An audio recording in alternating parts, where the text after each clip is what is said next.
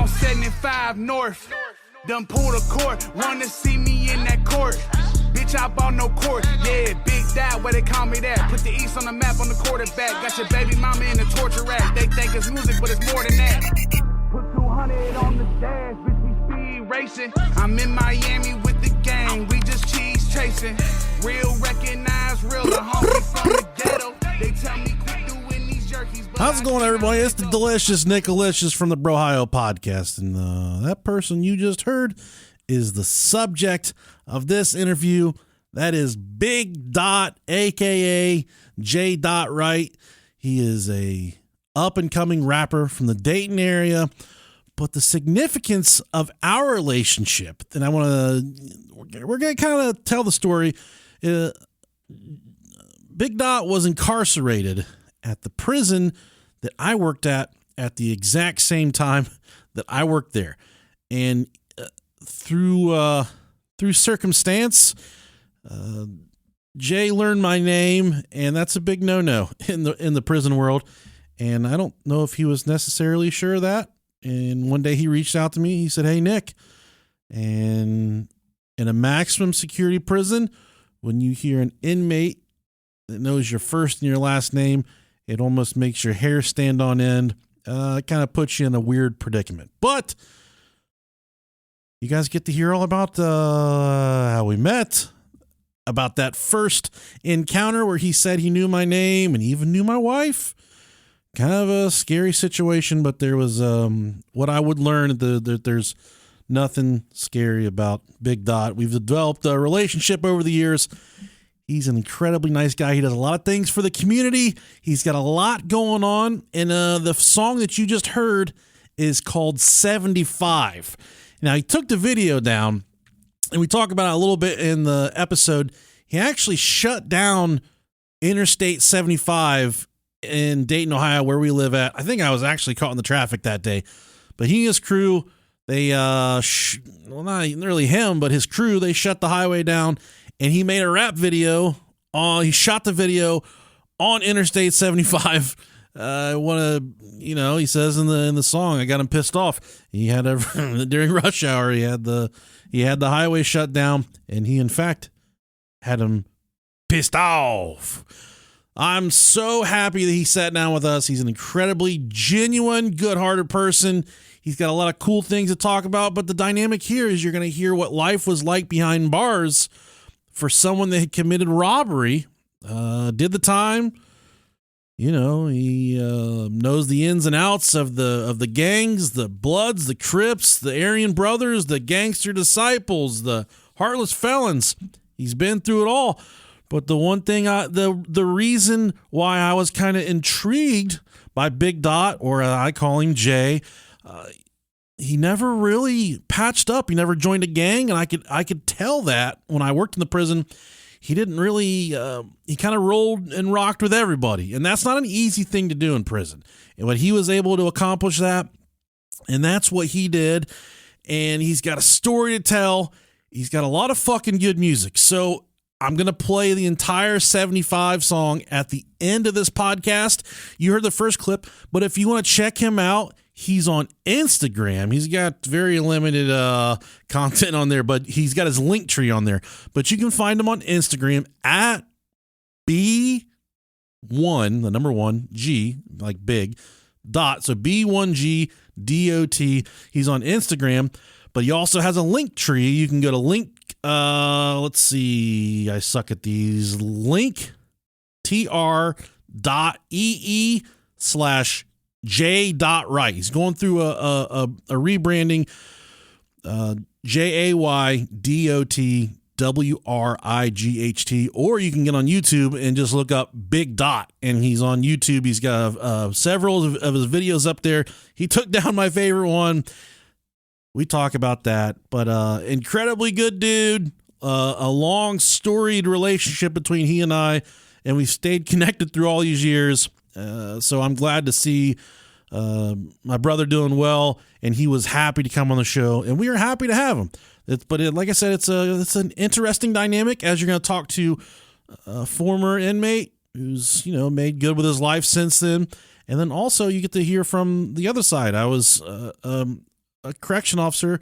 At the same time, Big Dot was incarcerated there at prison. So he's got some cool stories, some interesting history, some interesting things about his life, and you get to hear all that. If you do like him, check him out on YouTube, Big Dot. He's got some good shit, but we play a little bit of 75 at the beginning of the episode. You can hear the rest of that at the end of the episode. I am recording this personally. It is Tuesday night, January 2nd.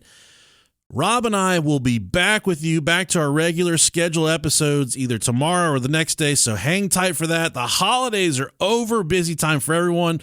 You know, we normally take a little break around the holidays, so, you know, sorry we weren't around very much. But we're coming back. We're going to be back soon, either to tomorrow or the next day, back to our silly fucking shenanigans. But before we get the episode started, we're going to take a quick break for a couple of our sponsors. Okay, we'll get this started. We're here with Big Dot, Jay. I know him as just Jay, I guess. Right. But we're here at Dayton Access Television, which we fucking hate being here. Stupid. Unless you're listening, then we love it here. Yeah. Unless the employees are here, we love it here. Yeah, right. But Jay, thanks for doing the show with us, man. I appreciate it. So what's interesting about this dynamic is we've talked about, Rob and I have been doing this for 6 or 7 years, and we've talked about it at length where I used to work in a maximum security prison, and Rob used to work in a jail. The prison that I worked at, Jay was actually incarcerated at the prison, and that's how we met. Mm-hmm. We didn't know each other before I started working there, and kind of how we Did you know of him though? Nope, no fucking idea. Really? The first time we met, I thought I was about like they thought it was like one of those situations. And I'll talk about this in just a little bit because actually one of my questions. That place where we met is the cesspool of Ohio. It is the worst fucking place in the entire state. And there's certain rules and certain, I guess, unwritten laws, and he broke one of those unwritten laws. I don't know if he knows it or not, but this is the way it went down. And I'll explain it. It's not anything crazy. It's actually, it's kind of the story's kind of funny. But yeah, we'll let's go back and you go by Big Dot. You're up and coming. You're doing your rap thing. You're getting a lot of success off of that, which we're gonna play some music later on in the show. We'll put that in so people can hear what's going on. But how's all that shit going for you, man? It's going good, man. Like we've been, I've to take a little hiatus a little bit. Been dealing with life, but I feel like it's been nice, man. We've been traveling a lot. Last year we went to Philadelphia, Texas. Where else? We went to a bunch of spots. Miami. Just doing shows. Yeah, well, doing shows and promo. We did a little tour too with my brother Bubby. We talked about Bubby Galloway. We did a tour with him, a little 4 or 5 stop tour. We was in Missouri, Memphis, Burlington, Iowa. So yeah. What the fuck is in Burlington, Iowa? Water. Water. Yeah, water. It's a small little. It's just its own little place. It's, you know what I mean. Is Bubby related to Mike? Mike Galloway? Yeah, that's his brother. That's his blood brother. He was our boy back in high school. Was he really? I married him. I officiated his wedding. What? With Macy? Oh, that's crazy. Yeah, I don't think that worked out though, did it? They're still there. Okay. Somehow, but yeah, no, I did. Yeah, that's his blood brother. Yep. Nice. Same dad. Harold's their dad. Yep. He was my dude. I love that guy. Yeah, little Mike, he's a nut too. He's crazy as hell. Yeah. Every time I see, I'll see you post. I'll see you tag people. I'm like, God damn, that's somebody I grew up with. Yes, I didn't know that about Mike. That's crazy. All the Northridge dudes are that age. And see, I lived in the Ridge too. I lived on with my dad. I was on Ontario. Yeah. And like my brother Adam and Dallas and all them. Yeah. Them's all my brothers. Yeah. Dallas is one of our dudes. That's and crazy. My first fight was against Adam when we were probably 12 years old. And he was like, he was like, I'm gonna whip Face? That's insane. See, I didn't know y'all knew Face, bro. Yeah, man. That's insane, bro. He was about to beat up my little brother. Yeah. And I was like, you fucking touch him, you gotta go through me first. We're like 10, 11, 12. 12 years old, yeah. And probably before he morphed into what he was. My little brother was a little popcorn fart. And Adam's like, I'm gonna knock you and as soon as he said that, I hit this dude with a haymaker from the heavens. I spent that entire summer running from him. Like he'd see me on my bike and he'd chase my fucking fat ass. He never caught me though, but he was always trying to punch on me. That's insane, man. That's crazy. That's a hell of a story, dude. Bro. I knocked him out, and I was like, I stood there. I was like, ugh. I didn't even know what you did. I ran home. I closed the fucking blinds. I locked the doors. And then he was on your ass all summer. He like was. Debo.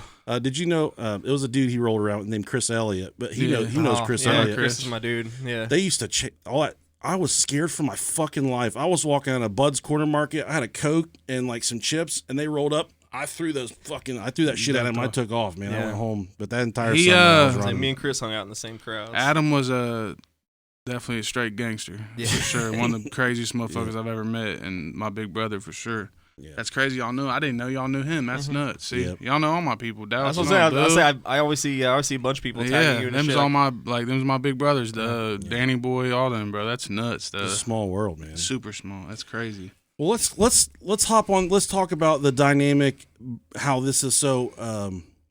Jay was incarcerated for how many years? 4. 4 years. Yeah, 4. At a state facility that I worked at, but then I worked there, so I can just about promise a former CO has never sat down with a inmate or somebody that was incarcerated at the same time. Because it would be viewed in such a almost like a negative conspiratorial. It's almost like treason. It is like treason. Nah, it is. Yeah, but I don't. It's like. But that's the thing. See, with those, and we all know those COs or those people that, and I talk about this a lot, where they make that their identity. Yeah. You know what I mean? Where it's like they live and breathe that shit. Yeah. And it's not like that with us. I think it's a little bit different. You know what I mean? But we're fucking idiots. Well, that's like I told you. It was more your job. Like some people morph into doing that shit. That was just your job. It was at the time, like when the housing market crashed and shit. I just needed a fucking job. Mm-hmm. I needed a job bad. Right. I was losing my house. I didn't have any fucking money. I needed a job, and that's kind of how that. The same thing. Yeah, same thing in my. Yep.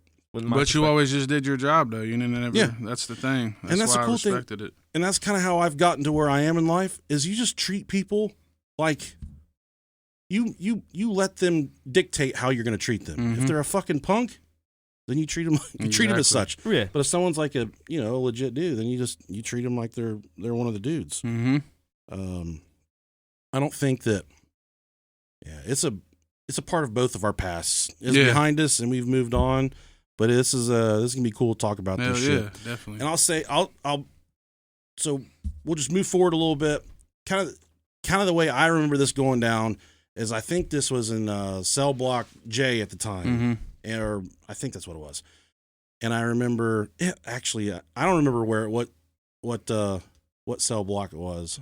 It could have been you were kind of all over the place. Yeah. Well, they put when I got there, I was in G. George, and then they brought Lucasville. I forget what it was. Yeah, that was scary shit, dude. Yeah, they brought them and put us in different shit, and then they had them because they had to be like controlled because it was from Lucasville, so they was all the crazy. Yeah. But I think they more wild out there.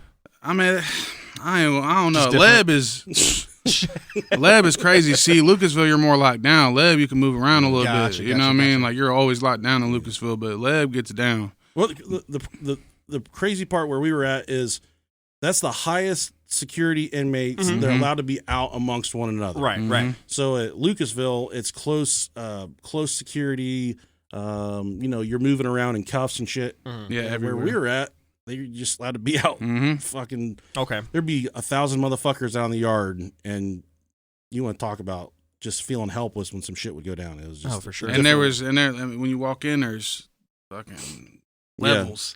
Right. You could be on the third floor, third level. And then, but they would like somebody would come out for day room, the others would be in their cell type stuff. Gotcha. But that don't stop somebody from running your cell and doing some shit. You know what I mean? Doing but we talk like shit. So was that block like? We talking bars or we talking like pods? No, it was like old school cell blocks. Okay, so 3 stories, cell block. Gotcha. sliding door on two guys in a cell. That was 3 men to a shower. Okay. 3 at once, no guardrails. I guess they added them later. But when I was there, there wasn't no guardrails. Just one big thing.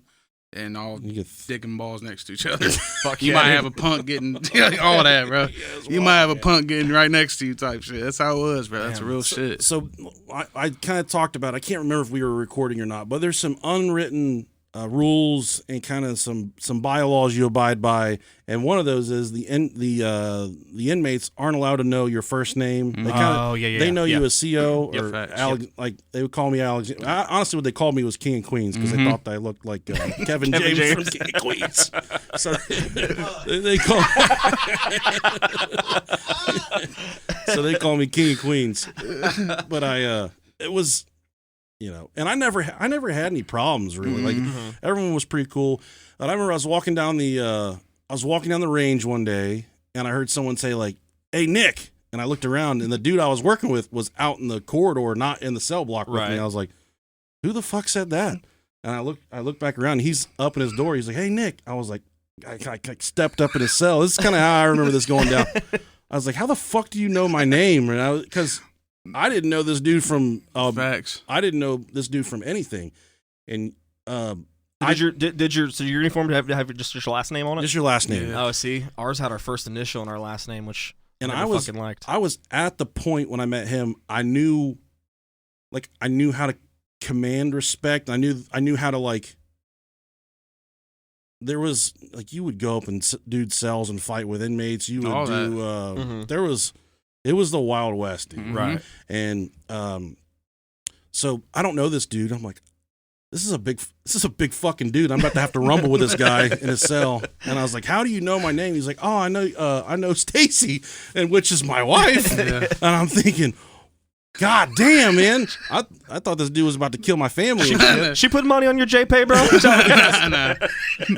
And you were, we'll talk about your charge. I think you were in there for robbery, though. Yeah, ag rob, yeah. Okay. Yeah. But a lot of dudes in there for aggravated murder. Yeah, it's all high level. Yeah. Unless you're like a young motherfucker with crazy shit on your record. And I'm just looking violent at him. offenses, essentially. I'm seeing him. I don't know what he's in there for. He could have been there for a multitude of different things. Right. And this dude's already got my first name, my wife's first name, and he knows where she works at. Yeah.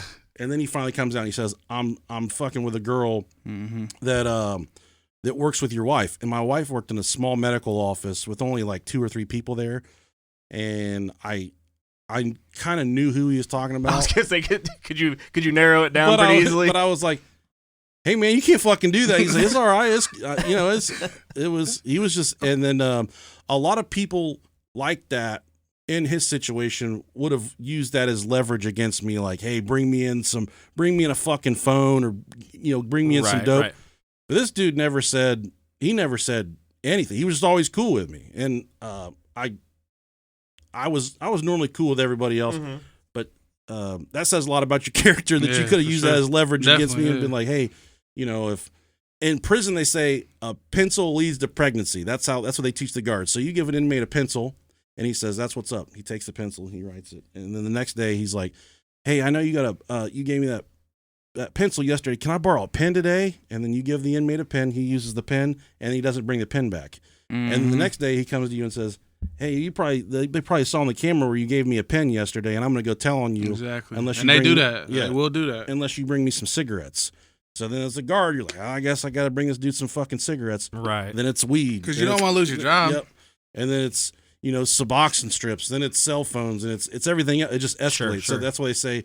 And then if it's a female, it's like it eventually leads to you getting fucked out by an inmate, which I never got fucked while I was in prison. So that's one thing, to hang my hat on. But he never leveraged that against me, which was cool. And every time we were kind of like, in passing, it was more of just like a laugh about it, like laugh at the circumstances. Even when I said it, it's when I think you might have been doing rounds or something. Yeah, when it was. I said it. Yeah, so it was like a private. It wasn't like, "Hey Nick," it was like, I said it to you know what I mean. So in that situation, were you just trying to let him know, like? I was just like, I felt like there wasn't many motherfuckers that I knew from Dayton. So I'm like, shit, I got somebody. Okay. Fuck. But I remember when he did it, I could see his cellie was at the back of the cell, and this dude looked like he was about to fucking spray poop all over himself, dude. I just remember looking at his face, and that guy was like fucking shaking his head, like, I don't know you, man. I don't know you. But yeah, that's kind of how we met. And so let's go back to I guess to when you were a juvenile. Did you have a juvenile record at all? I went to DH a few times. I never ended up going to like DYS like that. Okay. Like they tried to send me there one time, but I was like I went to DH a few times. I was in trouble a lot when I was a kid, but I never really got caught up like that. Okay. And when I did, they sent me like DH for a little bit. But no, I wasn't like, I didn't do years as a juvenile or nothing like that. Right. And you said that you were incarcerated for aggravated robbery. Mm-hmm. Can you feel comfortable talking about all that? Yeah, okay. Can. Take us through how all that happened, I guess. Man, I had just had my kid. Mm-hmm. I had a bunch of money. I was selling drugs, obviously, but I also had a job. Mm-hmm. My brother, he ain't here with me no more. He passed away. We was taking Xanax bars, man, and next thing we know, we're out trying to rob somebody. Like, I got jewelry, I got money, a pocket full of money. Just being on Xanax is why we did it, obviously. Yeah, Didn't need nothing. Wasn't hurting, but fighting with my baby mom, kid, I'm stressed out. Try to rob somebody at the store. And really, my brother that ain't here, he saved me from doing life for real, because I really was about to kill him for real. Like, when I told dude to put his hands up and shit, he did, and he got in the car, and I just felt disrespected, so I upped my gun at him. And as soon as I was about to fire it, my brother slapped it down. Really? Yeah, and thank God he did that shit. He's not here with me no more, but thank God he did that, because I would have been in there for a long time. What was his name? My brother Crispy had passed away. Okay. Yeah, he passed away. I think it's going on 2 years now. Man, but it's tough shit. But he saved my life then, Yeah. you feel me? And it was just some dumb, young shit, man. I was 19. I just had a kid. I was stressed out, fucking doing dumb shit. And you got 4 years? 4 years. And my first deal was 15. I was going to say, I feel like that's not bad. No, it wasn't. Not bad. 15 was my first deal. My second deal was 6, mandatory. And then I fired that attorney, and I got Patrick Mulligan. Fuck you, Patrick Mulligan. You're a bitch. And he got me 4. He promised my mom I was coming home, but he lied and shit. You know, when they tell you, like, you haven't been promised anything, you got to tell them no. They'll tell you anything for that fucking exactly, money. Yeah. So he got that money out of us, and I got 4 years. Filed like 4 judicials, never got them. And as you remember, I started towards the end. I started getting in trouble, fights and shit. But like the first one, I was trying to get out, so I was chilling. But yeah, I did the whole sentence, man. 4 years. Did you? So how I remember it is when you're first taken into the state prison system in Ohio, you go to the correctional reception center in CRC, man. Orient, Ohio. Yeah, fuck. And I don't know much of it. I hear horror stories about CRC. You are, bro. If you could be the toughest dude in the world when you go in there and they're making you spread your ass and fucking check for that shit's fucking degrading. Yeah, I heard some it's shit not about too that. scary. Like, you're still scared, but it's degrading. Like, and then when you get to lab, you got 30 y'all butt naked next to each other, squatting and coughing and shit, bro. It's definitely, and that ride down that long road is fucking scary too. Man. It's even going in, like clocking in for work every day. Yeah. There's 3 gates you go through, and there was one day where they shut the entire building down, and they let us bring in our families. What? And yeah, it was pretty fucking wild, dude. I feel like it's wild that they would even. Thinking about it now, my mom and dad still talk about it. My dad, really? When are you gonna take me back to work again? I'm like, I don't fucking work there anymore, Dad. Ever again. But you got to get a felony to get back there, bud. You would go into the key room, and there was this giant door. It would crash behind you, and then from there you would walk down this long ass corridor, and there was one last crash gate. And then once you got in there, you could smell the monster, dude. Yeah. It was like they call it Thunderdome. It really is a crazy. It's nuts. Like, I'm glad I made it, because a lot of people don't. I've seen people get stuck up there, kill themselves, all that, bro. Man, I'll get these weird fucking flashbacks where not necessarily like things that I see, but like I'll go into like certain buildings. Like with what I do, I go into a lot of places, and I'll get a smell. Yep. And it'll fucking smell like the jail, like the pods or something. And I'm like, dude, this is I don't know if it's the mats, what it is, but it like certain things just. I'm like, God, that fucking sucked. And I was on the right side of the bars. You know what I mean? I can imagine. The inside. That's definitely worse on the inside. Yeah. And the smell for me was the chow hall. It was always and I worked in the chow hall at the end. And people would ask me, they'd say, "Is the food really that bad?" And I would see them pull food off the line with maggots in it. Oh, no way. Get the fucking whatever out and then put it back. Remember on the bagged milk? Bagged milk? The worst fucking. You want to talk about smell? Boy, the bagged milk was the fucking worst. I think that shit came from the cows there. But I will say on dude, my porters knew whenever at the jail, they knew to save me a tray. I was smashing that shit every day for breakfast, dude. The only thing I would eat was I would eat brunch because there's breakfast pizza and pound cake and Rice Krispies. Yeah, the pound cake fucks, dude. That shit's good. It was fire. I would eat that. That's They didn't bring that in until later too. I remember there wasn't brunch until they start bringing that shit in. Brunch was good. You didn't really want to miss no brunch. Yeah. Thanksgiving stuff was good. I remember that. How long were you at CRC? Not long, dude. Like a week. So I'll explain this first. So CRC is where once you come into the prison system, they bring you to CRC to kind of classify you as is he a killer? Is he? And they give you your parent institution there. Yeah. That's where they pretty much. It's like they're going to grade you where you're going to go type shit. Gotcha. And a lot of people they got. So I had an F1. I'm 20 years old. They're looking at me like, oh, this fight's fucking menace. Send them to Lebanon. Yep. And that's that's how we met. He came there. Do you remember specifically? When you were in CRC? Did you hear about like what institutions that you didn't want to go to? Leb, Noble. That's back when Noble was crazy. They were fucking killing everybody. Yeah, that was nuts. Yeah. I think just Leb and Noble and Lucasville and stuff. Say, where's Noble at? Noble. No, I went to Noble too. Noble's but is it by Chile? I said Caldwell, Ohio. Okay. Caldwell, Ohio. Nothing. Okay. A McDonald's. In the wintertime, Oh, thing you a can McDonald's. see is a fucking McDonald's. That's Yeah. it. You said by one house in the woods. It's They by got West fires Virginia? and shit. Well, Yeah. okay, Yeah. okay. So it's that. It's So the people that work there is inbred as fuck. Yeah. so it's Southeast Ohio. Yeah, Leb and Noble back then.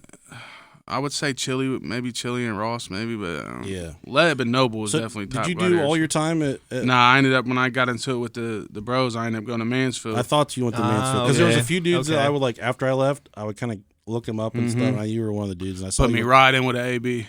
Yeah, That's why I just got into it. Put me in, but they're like, man, you're fucking cool, man. You fucking be a bro. I'm like, nah, I'm good. and that's going to segue to some of my next questions. Do you whenever you went to when you finally went to where we met? Mm-hmm.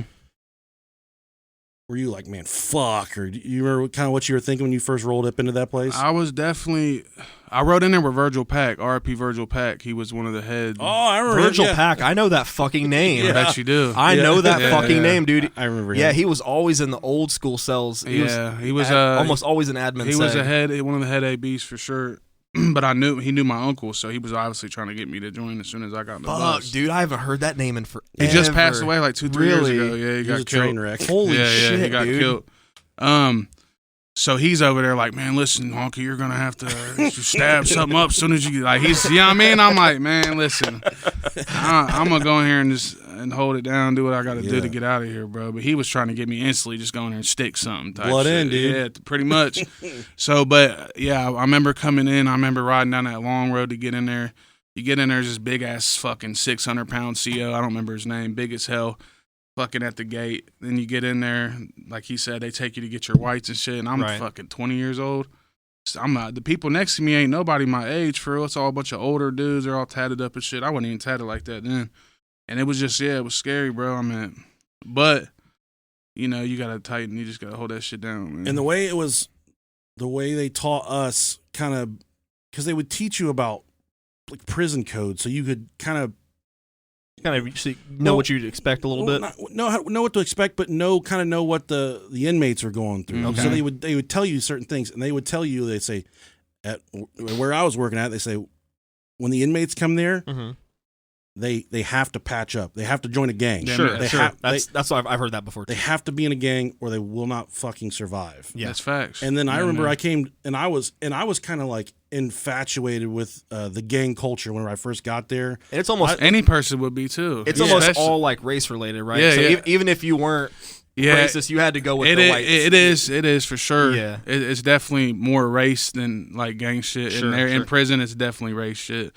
But yeah, I held my shit down. Like we had a little movement one time. That's why we got into it with the bros, because they was like, all these dudes ain't patched up. They're making money, doing whatever. Because we had the porter jobs, all that shit. Yeah. So yeah, but it's like Virgil trying to get me to patch up immediately before I'm even entering into prison. Like, and when we say patch up, Virgil was trying to get you to join the Aryan Brotherhood. Yeah, get in the gang. Yeah. And I remember coming to you kind of like, and I would go to the dudes that I knew were the head of shit, and I would talk to him like Schweiger. He was the one of the head ABs there, and I'd say, dude, tell me about being the head of the ABs. And he'd be like, I don't know what the fuck you're talking about.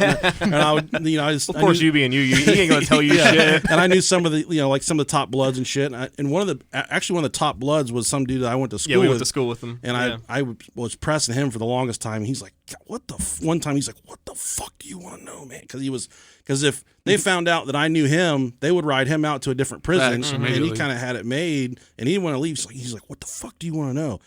And I remember I pressed him, and he was like, I'm not in a fucking gang. Everybody else was like, shut the fuck up. Yeah. He was like, I'm just doing me. I was like, there's no way you're just doing you. But then I'd ask around, and you could tell by who people rolled with, and you could watch people kind of like who they were. You could just tell a lot by watching who people were playing cards with or whose cell they were going up to. And I love to people watch, man. You could see that was everything watching. You would know everything was going on. If you would just stop for fucking 30 minutes, you would know more about your cell block you were in than you would if you were just going through inmates' cells and tearing their shit up. Right. If the inmates would just see you watching, they would sit still. But if they you're tearing their shit up, they would act up. But and then so what made you, I guess, not want to join a gang or not want to patch up? What kept you away from that, and why did you make that decision? Man, my cousin Dano, I don't know if you remember Dano or not. He was my cellie for a minute. He wasn't in the gang, right? And the AB shit, I always grew up with black brothers, like that's how I was and shit. So I would just look at like, I'm not gonna go. Well, I don't hate black people. Why the fuck would I join this shit? Yeah. And if it's only for protection, I'm not even worried about that shit. I'm gonna hold it down. Like I said, I got people with me. And I had a little, we had a couple homies rocking with us and shit, so we just held each other down. But it was more like that wasn't my belief ever. Okay. Never believed that. Never believed in hating somebody for their color and shit, bro. You know what I mean? Yeah. I almost did join the GDs at one time, but which is strange to me because I never, when they were teaching us at the Corrections Academy, they would talk about the GDs, which are the gangster disciples. Oh yeah. Okay. That they were. They would kind of portray it as a predominantly black gang, but then there was a lot of white dudes. Simon City GDs, Simon Cities, that's what they was. There was a lot of white dudes I was meeting that were in the, not a lot, but I'm like, what the? I would see their tattoos and shit, and I'm like, how the fuck is this guy a gangster disciple? But, so that was something that I learned. I didn't want to do that because like I had the stars. I didn't want to put cracks in my stars and a bunch of stupid shit you got to do for that. And I just really didn't. I didn't want to join a gang. That wasn't for me type shit. I wasn't a gang on the streets. Why would I go to prison and join a gang for protection? I'm cool on that. If you were giving advice to someone that was going to, so the prison where we met, it was a maximum security prison. The highest level inmates were allowed out amongst one another. Would you, if someone fucked up and they're going to a prison like that, would you recommend joining a gang or just trying to hold it down and do your own thing? It just depends. Because one thing can fuck your whole life up in there. Yeah. I'm sure with someone with you, I mean, you're not a small dude. I mean, a lot of time they try the bigger dudes. That's really, the shitty. really? Hell yeah, they do. Probably just to get them. My get first you on day their in there, I side. fought somebody over the phone that was twice my size. Really? And they gave me props for that. But you got to think, if you're a small dude and you're going and trying to attack the biggest dude in the thing, you're gonna get respect off. Sure. And there are more people's gonna try to do that, but. It just depends. If you're a gambler and shit like that, it's all going to go bad for you, man. So it just depends on what kind of bid you want to do. Like, I saw some dudes get fucked up. Hell over gambling. Like dominoes and shit? Dominoes, cards. Dice. That is a... Casino is what they Casino. would play. That is a bad... Yeah, that's not... Do not gamble in there. Dude, I watched a guy get his fucking head smashed in over like $10 worth of ramen noodles. I was saying it's all commissary? Yeah, commissary. Money on wood. Like, money on wood, all good. They talking about commissary.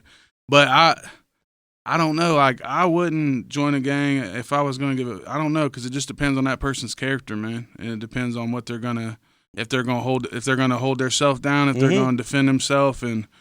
But at times, like, it can get shit. You might have 10 bloods around you and they're ready to stick you up. But I feel like it may also have to do like. I feel like if you're doing a real long bid too, yeah, that matters too. That might be like a 4 more years of is a stretch, but there's people doing 20. Yeah. So if you're doing 20 years and you're just a small, frail white dude and you don't got no street in you and you shit. Better patch up. Yeah, it's almost more. Yeah, it's almost better for you. Because if you don't, when them wolves come get you, Yeah. they gonna come get you, bro. And There was a lot of child molesters at the prison we were at, and those dudes. Those dudes had to have been by themselves. They would they were by themselves, but they couldn't. There was no there was no chomo gang. There was nothing. But that's what I'm saying. No gang will take them. Even if those dudes had money, they would stay fucking broke because people would just rob them. As soon as they come back from the store, if they had a big bag, they taking that shit right off them. I fucking love that, dude. I love that. And let me another reason why this is another thing. This happened when I went to Mansfield. Another reason why. When I got into it with the MBKs, which is my brother's keepers, is the white heartless felons. Okay. I went to the ABs to help just to give me one-on-ones because they was trying to jump me, like 6 of them. I asked the AB, like, bro, can y'all make sure they just get the one-on-ones? I'll fight all of them back to back. I don't care. I don't want to get jumped. Yeah. I can't get in that. A heartless felon fucking made them boys go in there and fight me. Really? And they're not even supposed to be in their lit. They're not supposed to let you know one-on-ones. That shit's in their literature. And that dude, and that was a black dude that I was at Leb with, Rerun. I don't know if you remember Rerun. Big fat ass dude. Yep. His nephew was the leader. And he was like, "No, that's my white boy. Y'all got to go in there and fight him." And that just shows you know what I mean? Like, the bros didn't do shit for me. Yeah. But it might have been because I'm a street. I wasn't on that shit, bro. Like, I'm not. Yeah. Well, bro. I mean, I got brothers that are bros too. Yeah. And I still tell them, like, man, that shit's corny to me, bro. But. And I saw a lot of, like, whenever I was in there, you and I have talked candidly about some stuff. Mm-hmm. But in terms of being solid, the fucking Mexicans, the Hispanics, those motherfuckers were the most. There could be 3 of them, and they're fucking the most intimidating ones. And people don't fuck they with were them. like in terms of like honor and shit. They were usually solid, but I watched the ABs telling each other, doing dirty shit to each other. Be gay? Yeah, be Come gay, on, bro. Like, he said, "Be the gay." head is gay. I'm not. I know this shit. I was in there with these dudes. Head blood, gay. Head crip, gay. And that was it. Was actually one of the questions I was going to ask you in terms of kind of the stigma about prison is, oh man, you gotta be, you're gonna be fucking gay. I knew there were guys in there that weren't fucking gay, but then in terms of. You don't say there's prison gay and then there's gay. I mean, there's punks in there for sure. Yeah, there's punks in there, and then there's dudes that are gay. Yeah, like there's full blown punks that motherfucking, and there's gay dudes. There's gangbangers that are gay. All that shit, bro. It's crazy. When I was in there though, the in terms of, I guess who was the most outwardly, we're fucking gay. Were the Crips, and I don't. L.A. Really, L.A. Interesting. There was there was one. That was one of the. I hate name dropping, but that's who it was. With that box cutter was his punk. All that, I know this shit, bro. I'm telling you, bro. Like L.A. was the name of an inmate, and he was actually part of the Lucasville riots way back in the day. Oh shit, really? And he, kind of worked his way up, and he was one of the, if not the, for my money, like watching, he was highest on the compound for sure. Him, and then there was a dude named Turbo, and E Block, and he was pretty high up too. Mm-hmm. But the Crips were the fucking gayest people. They were always with. They always had punks with them. They always had like. When we say punks, like we're talking punks like ponytails, makeup, cutting their fucking underwear, Kool-Aid and drawers and panties and shit, all gay. And then I would, and I ain't got nothing against gays. I'm just saying, like, they're gay. Like dudes talk hard, like, don't fuck with that shit. Yeah, but then tuck their dick whenever. Yeah. And then behind closed doors are gay. Yeah. And then whenever I worked third shift for 2 months, and when I would work in isolation, I love third shift. I would see so many fucking dudes doing gay shit, and I would see a lot of ABs doing gay shit. Yes. And I would just I would go up to do my rounds, and I would put my head down and just walk by because they were just all. It's sick to think you're a fucking man though, and you're to watch that shit is it's inhumane. That shit's sick. And my thing is, to each their own. If somebody wants to be gay, I don't fucking care. But if you just want to put that hard exterior out, like it's, I guess us having this conversation right now is more towards like people wondering if it's really like that in prison. Yeah. It really is fucking like that in prison. Right. It really is like that. Do you recall any instances? Well, I remember one. There was one incident. This is kind of a funny thing. Whenever everybody was coming back in from yard wreck, and the way that worked is you had 300 inmates in a cell block, and every single dude would go out to the yard whenever it was nice out. And whenever they would come back from yard wreck, every single one of those dudes would come back and they would stand by their door and you couldn't leave their doors open. So then me as a CEO, I would have to run around with a giant fucking skeleton key and open all their doors. Yeah. 300 doors or however many doors it was. And we would have to open all their doors and let them in. And that was scary for a guard, dude, to be running up and down the cell. And all these dudes are out at once. Just standing. Just like waiting for you. You're vulnerable. And you're one versus... Yeah. Your partner is out in the corridor, not even helping you in there. And I remember I came into the day room and there was like something just started popping off. It was right in front of the showers. And there was about 10 or 12 dudes just fucking punched on each other. I looked up and I saw him, and he was putting in work on somebody. Like this dude was knocked out and he was still hitting him. And I stood up to go, cause kind of if you saw somebody get in a fight, you would tackle him and put him in handcuffs. Yeah. Yeah. And I stood up and I started running towards him. I saw it was him, and I just put my head down and just like kind of spun around. And this motherfucker, he didn't run away. He walked away super slow, like he was trying to convince everybody in the building, like, hey, I didn't do shit. But I saw him punching on this dude. And so that night, you sailed away, sailed into the darkness. Yeah. And there was one other incident. You can talk about it, but it was in the, I think it was in the gym. Yeah.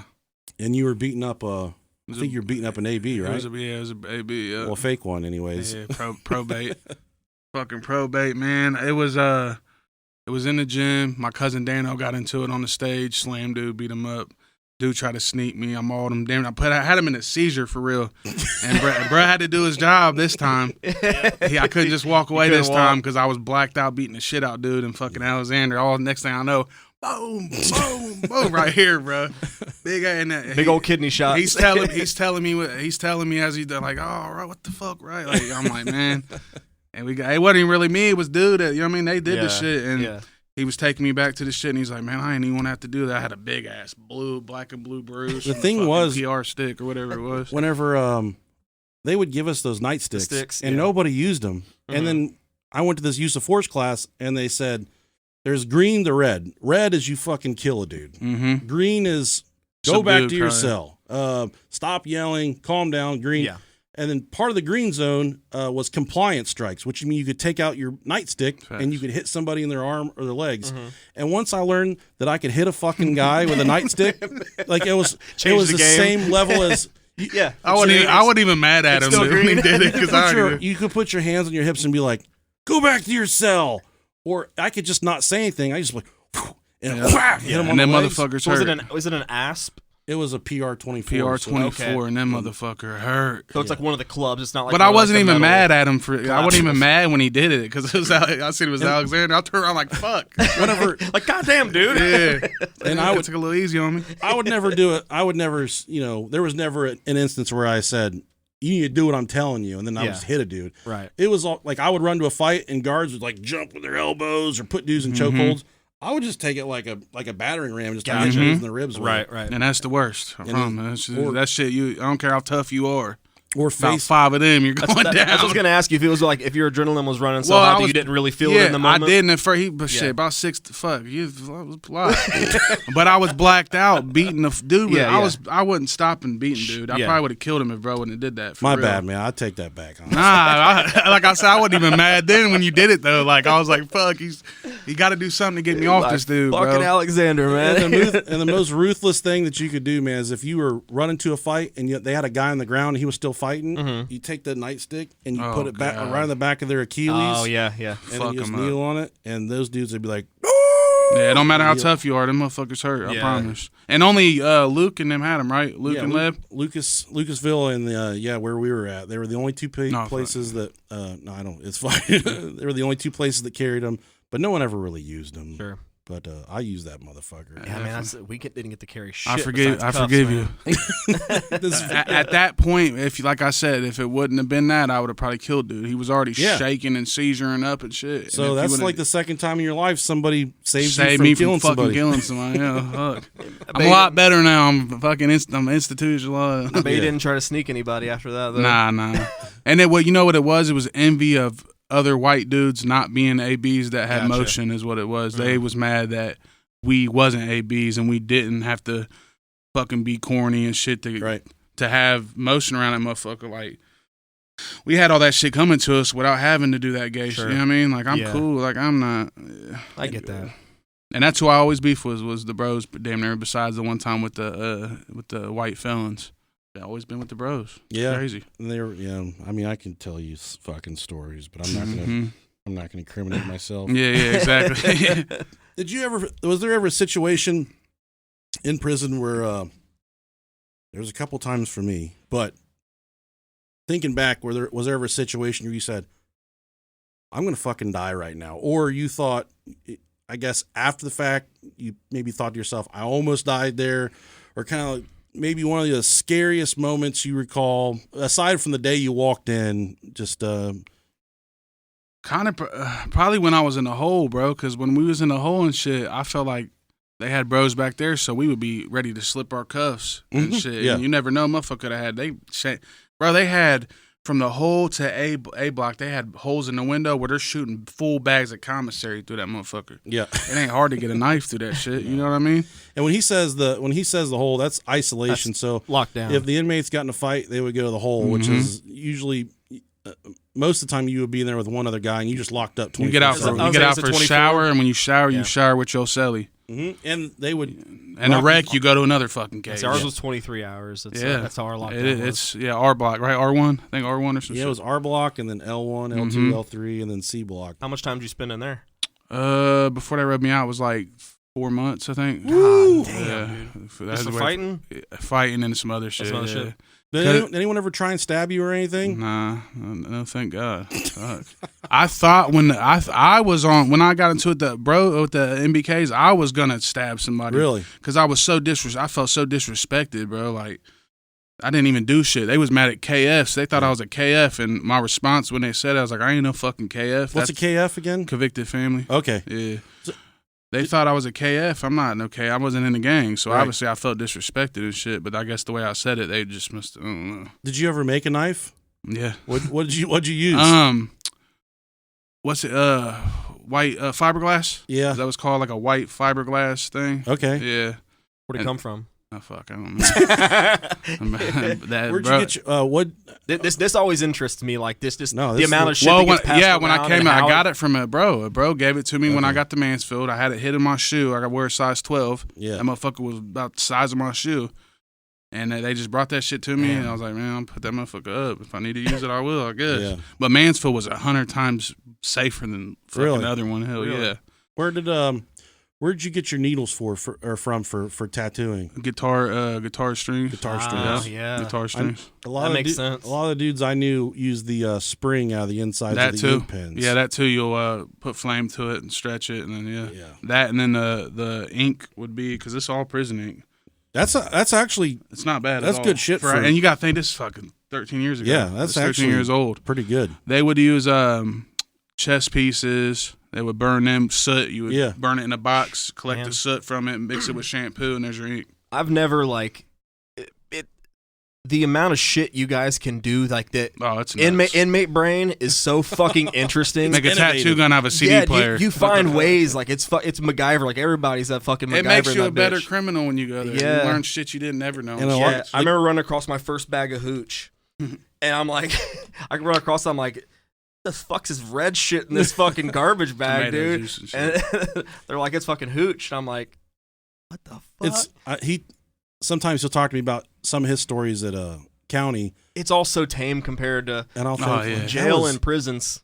I used to use that shit as a bargaining chip. Mm-hmm. I would find like hooch or weed or I'll let you keep that phones. shit. Yeah, I'd be like, if you can keep your dudes chill tonight, then you can keep this stuff. Right. I remember I found 3 Foot Locker boxes full of hooch the day before the Super Bowl, Oh yeah, man. and I said, you gonna shit on them for a Super Bowl? and I said, and I was in one of the worst cell blocks that night, and all the lieutenants were watching me. I said, if you can keep this fucking place quiet tonight, I'll let you keep all this. And this the thing too, like him, when you got to burp the shit, that's how you got to burp it. Stinks. It stinks so bad. Does it really? And when you got a white shirt coming, it's his job on the line. If he don't already know about that shit and ain't already handled it, and a white shirt comes through, he could get fired for that shit. Yeah. And that night, dude, the white shirts pulled me out in the hallway, and they were like, "What the fuck did you do?" And I was like, "What do you mean?" They said, "This cell block has never looked like this. What are you doing? Who are you working with?" I was like, "I'm not working with it. I just The white shirts, are they like captains? lieutenants." And they're like, "Who are you? Like, what are you? How are you doing this?" One of them was a son of a bitch. That real buff motherfucker. Oh, you know, he went to prison. Yeah, he was fucking beating the fuck out of inmates, damn near killing them. Oh, that's why he went to prison for? No, he went to prison for making steroids. Steroids. Yeah, he was a juice head. No wonder why he was big. Bro, he would literally go in the set. He'd fucking uncuff a motherfucker and just beat the fuck out of him. And the funny thing is, he grew up with my first cousin, and he didn't know who I was for the longest time. And then he figured out who I was, and like he grew up with, like, I was a kid, and whenever he was, my cousin was about 12, 15 years older than me, and he remembered me from when I was a kid. Like, we used to wrestle and shit, and he's like, "I can't fucking believe that's exactly how he talks too. I can't believe all this fucking time you've been here and you didn't tell me who you were. You're rolling with me from now on." I was like, "Okay, dude." And then we went the first night. He's like, "We're going to do cell searches." And he just starts beating this motherfucker's head against the wall. I said, "I can't be a part of this." Tearing shit up, too. Dude, there's anytime we had to shake a cell down, I always felt fucking awful. I don't know why I felt so fucking bad. Because them dudes, like, I would just go ahead and go through it. They would be fucking ripping shit up, dumping shit out everywhere. I'm like, God damn, man. Oh, yeah, they did. I remember Marion. Marion did me bad. I was out sneaking out getting tattoos and shit. I was on cell ice, the blue thing. And he caught me. I didn't think he'd see me, but he caught my ass going to the cell. Man, he came up, dude. I had a water bag where you'd work out with the water bag, bro. He busted the water bag, threw it all over my pictures. Oh, fuck, fucked me over, That's bro. bullshit, man. Yeah, it was, you know. And Marion was a dick. He was one of them dudes that did more in his job. He was a dickhead. Oh, you're talking about the CO. Marion, yeah. Oh, yeah, I remember Marion, yeah, black hair, bastard. Oh, yeah, I remember him very well. Prick. He was a fucking douche is what he was. Fucking hate him. Yeah. And he busted. I'm talking all my kids' pictures, bro. He busted that water bag, all that shit, bro. Sucks, man. And that's how you guys just got to take it on the chin. What you gonna do? You gonna fucking fight the CO? You gonna go to the hole? It don't matter. And I would purposely avoid doing shit. Like, there was, I remember I caught it, and it was an isolation, and the nurses would go around and give pills. Yeah. And it was this nurse's first night. They open up the pill flap, and he just pulls his dick out and starts jacking off on the fucking nurse. Ah, damn, dude. And this dude had never met me before, and I've been there for probably 3 or 4 years at the time. And I was like, is this what it is? And so I closed the flap. I took her out of there, and I went back in the cell, and he's like, "Man, you know how it be sometimes." I was like, "It's all right, man. I get it, but I gotta do a cell search real quick to make sure everything's straight." He's like, "I appreciate it." They had hooch in their cell, and I opened it up, and I pissed in it, and I closed it back. And then, oh my god, he came back. And they couldn't probably fucking tell either. They couldn't even tell. And he said, "He's like, you're not taking." I said, "I'm not taking your hooch, dude." He's like, "That's what's up, man." I said, "Yeah, dude, don't worry about it." And I closed the door. Well, he's a sick human being. Did my rounds. Jerk off to a woman in full clothing. Well, I mean, his fucking dick nearly, like, I opened the flap and his dick about landed in my hand. So it kind of rubbed me the wrong way. You know, I'm all. If I was in prison locked up like that, to say that I wouldn't be doing some sexually deviant shit like that from afar, but to just like pull your dick out and almost put it in, you know, the CO's hand, I was like, it kind of rubbed me the wrong way. Motherfuckers would be just jerking off to a CO at the shower, just fucking bitch doing rounds, and be jerking off to him. Like, what the fuck? It was wild. It's unhumane. The shit that people doing there is fucking nuts, bro. It's a different side of humanity, and it's hard to kind of like the animalistic side. It is, and it's hard to convey to people that ask about it just how kind of dirty and grimy it is, and just kind of some of the sacrifices you have to make being locked up in there. And at the time, we were so short-staffed that I was locked up in there. Just when these dudes were sleeping, I was at home, and when they would wake up, I would be back there, and then when they would go to bed, I would still be there. So the only time I was essentially going home at night, and that was it. We were working 16, 20-hour days every single day. Hell yeah, dude. And with me being at the bottom of the totem pole, you would get frozen. You get frozen, and you didn't have a choice. You were you were there.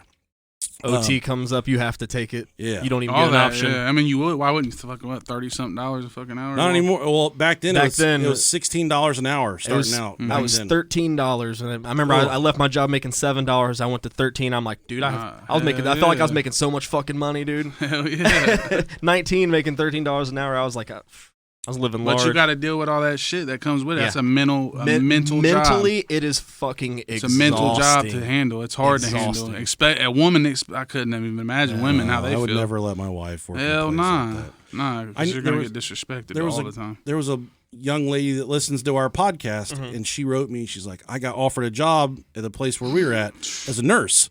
And I said, don't fucking do it. Hell no, I said, on top of the inmates doing whatever, every fucking guard in there will be trying to fuck you. Mm-hmm. And then if you won't fuck them, they'll shun you, and you'll feel like an outcast every day you go to work. Facts. And it's going to be completely miserable for you.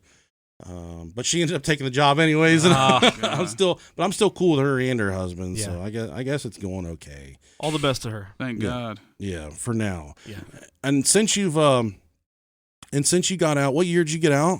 2015, I think, the beginning of February 2015, I think. So it's 2023 now, almost 2024, and you've kept your nose clean, man. You just kind of been doing your music and kind of. When I first got out, I was wild. I mean, you have to remember, I did 5 years of parole on top of my sentence. When I got out, I had to do 5 years of parole, so they kind of kept a little leash on me. But my first fucking year out, I was wilding back on the streets. Really? Yeah, I don't know why, but I think I finally got sick of my PO telling me, hey, I'm going to send you back. You want to go back to prison? You want to go away from your kids? And I finally just got sick of that. I didn't want to let my mom down again. You feel me? I do, just like, being hooked up with you on Facebook and shit. I can see that your mom means a lot to you. Yeah, my mom, my children, all that, my brothers. And, so I can appreciate a good family man. Mm-hmm. That's like family above everything else, dude. It is, and you put your children first before yourself, and it ain't easy to stay out of trouble. Shit. No, it's not. It's especially, and there's kind of I'm not clean cut. Like I got my own shit I'll be doing, but I stay out the way all the way nowadays, bro. I don't try to be in nobody's face or. And it's kind of hard. There's like a kind of with what you're doing now. There's a stigma with it that, hey, dude, he's a fucking rapper, so he's doing this or doing that. But so I just want to say I respect you for Thank you, brother. For doing your thing, and most of all, I'm glad we got to sit down and do this because I'm proud of you, man. Kind of seeing. You was there when I was fucking at the lowest point of my life. Point, and every fucking guy I met in there that I kind of kept up with is back in there and kind of for different charges or whatever. And he's the only dude that I kept up with that he's been out and just kept his nose clean. And it's just like one of those things like you grow up in this certain environment and then you get locked up in this shit, you get put away, and then you come out. It's hard to break that cycle. No, yeah, you know what I mean? Especially if your boys are still doing that shit. A lot of my brothers, my brothers are still doing. My cousin Dano, he went back about 4 times. He finally got together. He's doing great. My brother Dustin, he got out and caught another 8-10 years. Like it'd be like that. Damn, man. And he's been in prison his whole life. Wow. I'm not being that. I got 2 kids. You feel me? I got all that shit. I got brothers that need me. That's respect, man. That's awesome. Good for you. But it is hard. Sure, like I'm sure. You got to dedicate yourself, and you got to really, really stay away from. Sometimes you got to cut your own people off, and that's the worst when you got to do that. Like my brother that passed, I didn't cut him off, but he ended up falling victim to drugs and shit. I had to stay away from him because I love drugs as well. You know what I mean? Like I love drugs, bro. But I love my kids more and shit. You know what I mean? So I respect that, man. You got to cut people off sometimes. That's the hardest thing is cutting your people off because they think, oh, fuck him, he's too good for me and shit. It ain't that. It's just trying to stay alive. I want to stay alive and be better for myself, bro, and stay out of prison. I don't want to go back to prison. The fuck is in there? That shit is terrible. Yeah, I don't blame you whatsoever. Stay the fuck out. Once you did your time, you're fucking done. 4 years is enough for me. I'm good. As far as like sentences go, I feel like that's still pretty light. But think about 4 years, man. That's 4 years away. That's a long, you got to think 4 years. You just had a kid, and I lost Adam. I lost Face in that 4 years. I lost a couple other brothers as well. And Adam's one of my biggest. That's my big brother. That's the biggest influence in my life. And when something like that happens, it's not like someone can call you up and say, "Hey, it could be a couple days before you find out." If you're in the hole or something, you're waiting 2 weeks for a fucking letter to find out like your best friend died or whatever, your brother died. And that's one thing that and you can't cry about it neither. No, you can't let it be shown that you're weak in there. So he passed whenever you were locked up. Yep. How'd you find 2013 out? Phone call. Bubby called my brother Bubby. I called my mom. She 3-way Bubby. We sat on the phone for probably 8 minutes, straight silence, nothing. And then he told me, he starts crying. Adam passed away, and I had to go to my cell. I cried to my cousin for like fucking 3 minutes, wiped that shit up, and keep it moving. had to keep it pushing, bro, because you can't show signs of weakness in there. Right. If you do, they're gonna eat you up. It's like really, sharks. It's Like blood in the water. It is. It'll make you or break you, bro. Sure. Well, let's take like a 10 or 15 minute break real quick because it's hotter than fucking AIDS in here. So let's take like a 10 or 15 minute break and then we'll come back. I got a few more questions and then we'll wrap it up. Yes, if that's sir. cool. All right. Sir. This episode of the Brohio Podcast is brought to you by BetterHelp. It's that time of the year where everyone's making maybe some unobtainable New Year's resolutions, but maybe think about this. What if you're already doing some good things in your life? What if you're already crushing it in certain areas and you need to hone in on that? That's what's going to get you through. You know, you've picked up some good habits. You've been taking vitamins. Maybe you're going to start eating breakfast every morning. Just little steps. Therapy helps you find your strengths so you can ditch the extreme resolutions and make changes that really stick that are going to help you better your life. Every day I wake up, I'm so thankful for the tools that BetterHelp has given me to prepare me for life, to hone in on the things that I'm good at, and to help me get through the things that I felt like I could not get through. And emails continue to pour in of people that just want to say, Nick, Rob, thank you so much for telling us about BetterHelp because it has made a huge difference in my life. And that could be me. That could be you. It's already me and it could be you. Maybe you're thinking about starting therapy. Well, don't think about it. Let's do it. Let's give BetterHelp a try. It's entirely online. It's designed to be convenient, flexible, and suited to your schedule. All you got to do is fill out a questionnaire. It'll take you a couple seconds, and then they're going to match you with a licensed therapist, and you can switch therapists anytime with no additional charge. So let's celebrate the progress you've already made. Visit betterhelp.com/brohio to get 10% off your first month. That's BetterHelp, HELP.com/brohio. It's time for you to give them a try. It's going to make a difference. You may feel like there's no hope. They can help you. They help me and they help so many other people. Give them a try. BetterHelp.com/brohio. All right, we're back. We took a little smoke break. Yes, sir. Me and Rob did some heroin, and we're feeling a lot fit in better. with the city, Everybody's man. good, man. Yeah, we're here in downtown Dayton, the Dayton Access Television, where all the shit goes down. I didn't really know. It was just getting really fucking hot in here, and your dudes were here, and the one over there, I think he was about to have a fucking heat stroke. And he was sucking up all the air in this motherfucker. So. Yeah, so I had to get him out. I had to bail him out, dude. That was Shout really out Big Doe. cool dudes, though, man. Yeah, it's my brothers, man. I They be on the road with me all the time. Yeah, Nice. That's they look like some good dudes to keep around. They They're are, nice man. guys, but they look kind of scary. Yeah. So that's the good dudes to keep around. They're good dudes, man. Yeah.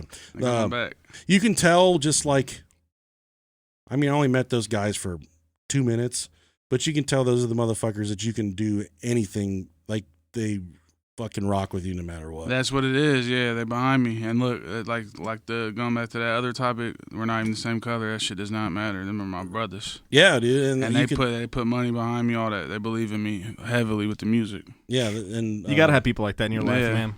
Well, it's like you guys. Shit, you guys are best friends, right? Mhm. Yeah. You guys we keep good pretend to people. be anyways. Yeah, in reality, fucking hate each other's guts. But just keep good people around you, Fucking hate man. each That's how other. you win, man.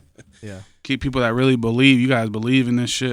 You guys are grinding, bro. So you are doing the same thing I am, and initially, Essentially, yeah. yeah, it's the same thing. Different Music fonts. and, yeah, and this has become like podcasting is humongous now. It's the new medium, man. It's dope though. Yeah, it used to be radio shows. Now it's podcasting, man. Yeah, Right. lit.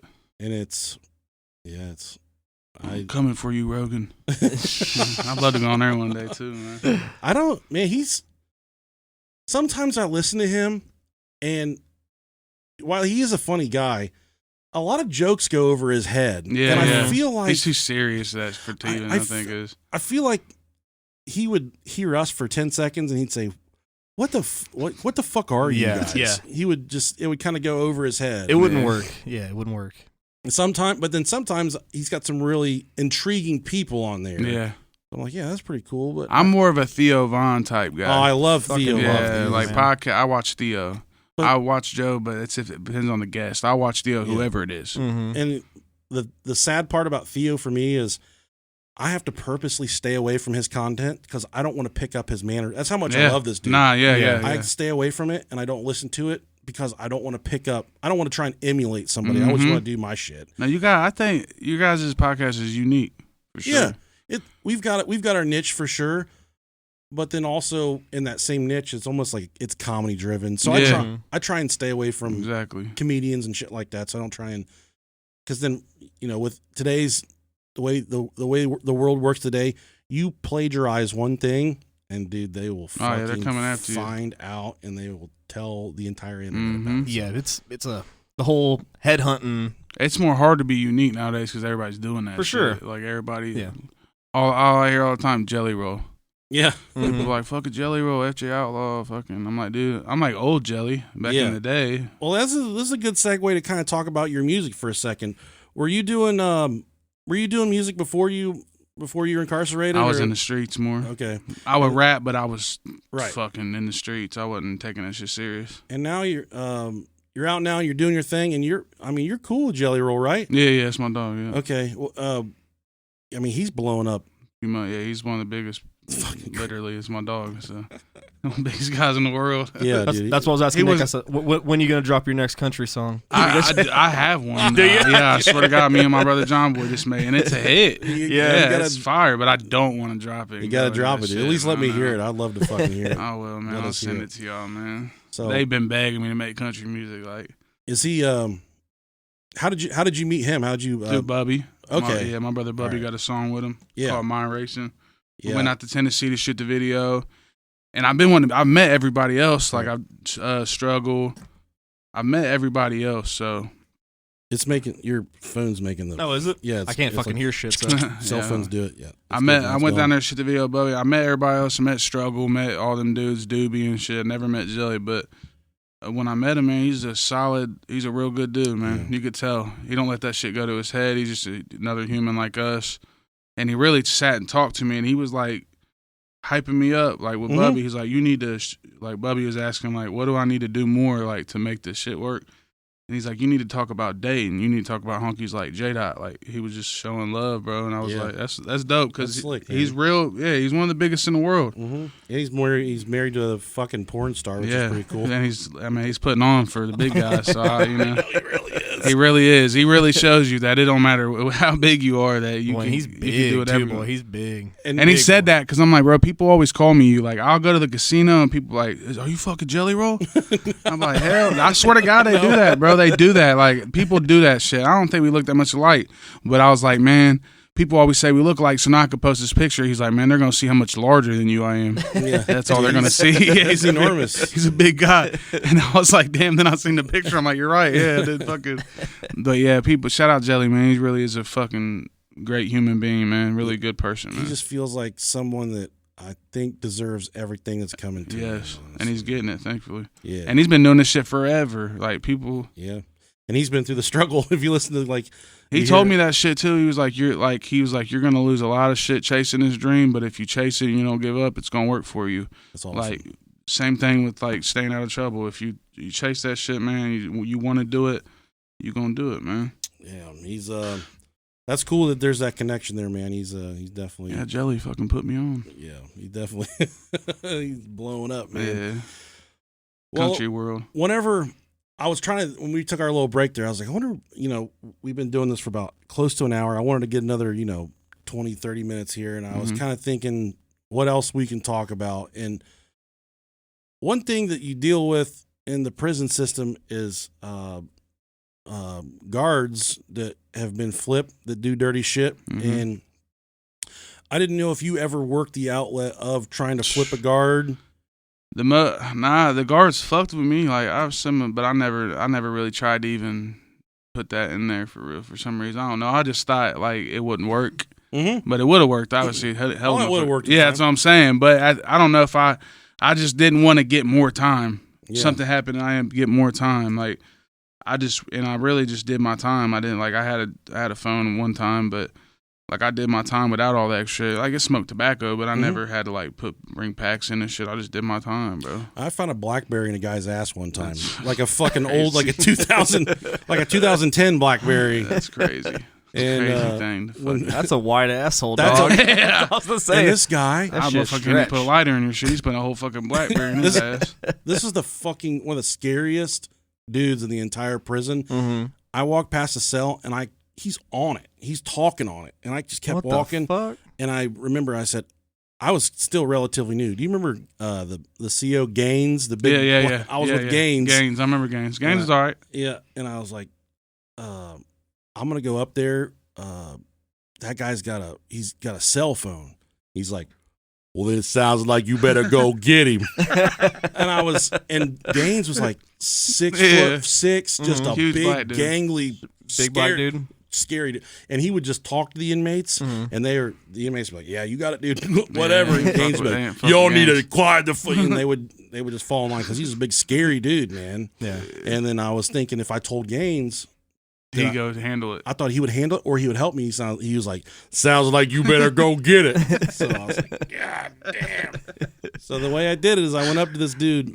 It was like, his last name was like Gargoyle or big fucking strong black dude. He Jacked. Jacked. And I went up to a cell and I was like, hey, I'm supposed to take you down here. I think I told him that he had to go to the infirmary for something. He's like, oh, okay.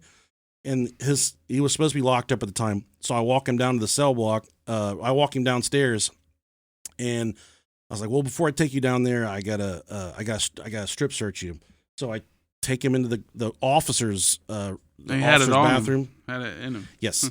And what I plan on doing is I was going to strip search him and then send him to the infirmary. And then I was going to check his cell while I was in the infirmary because I was scared of this motherfucker. He was a scary dude.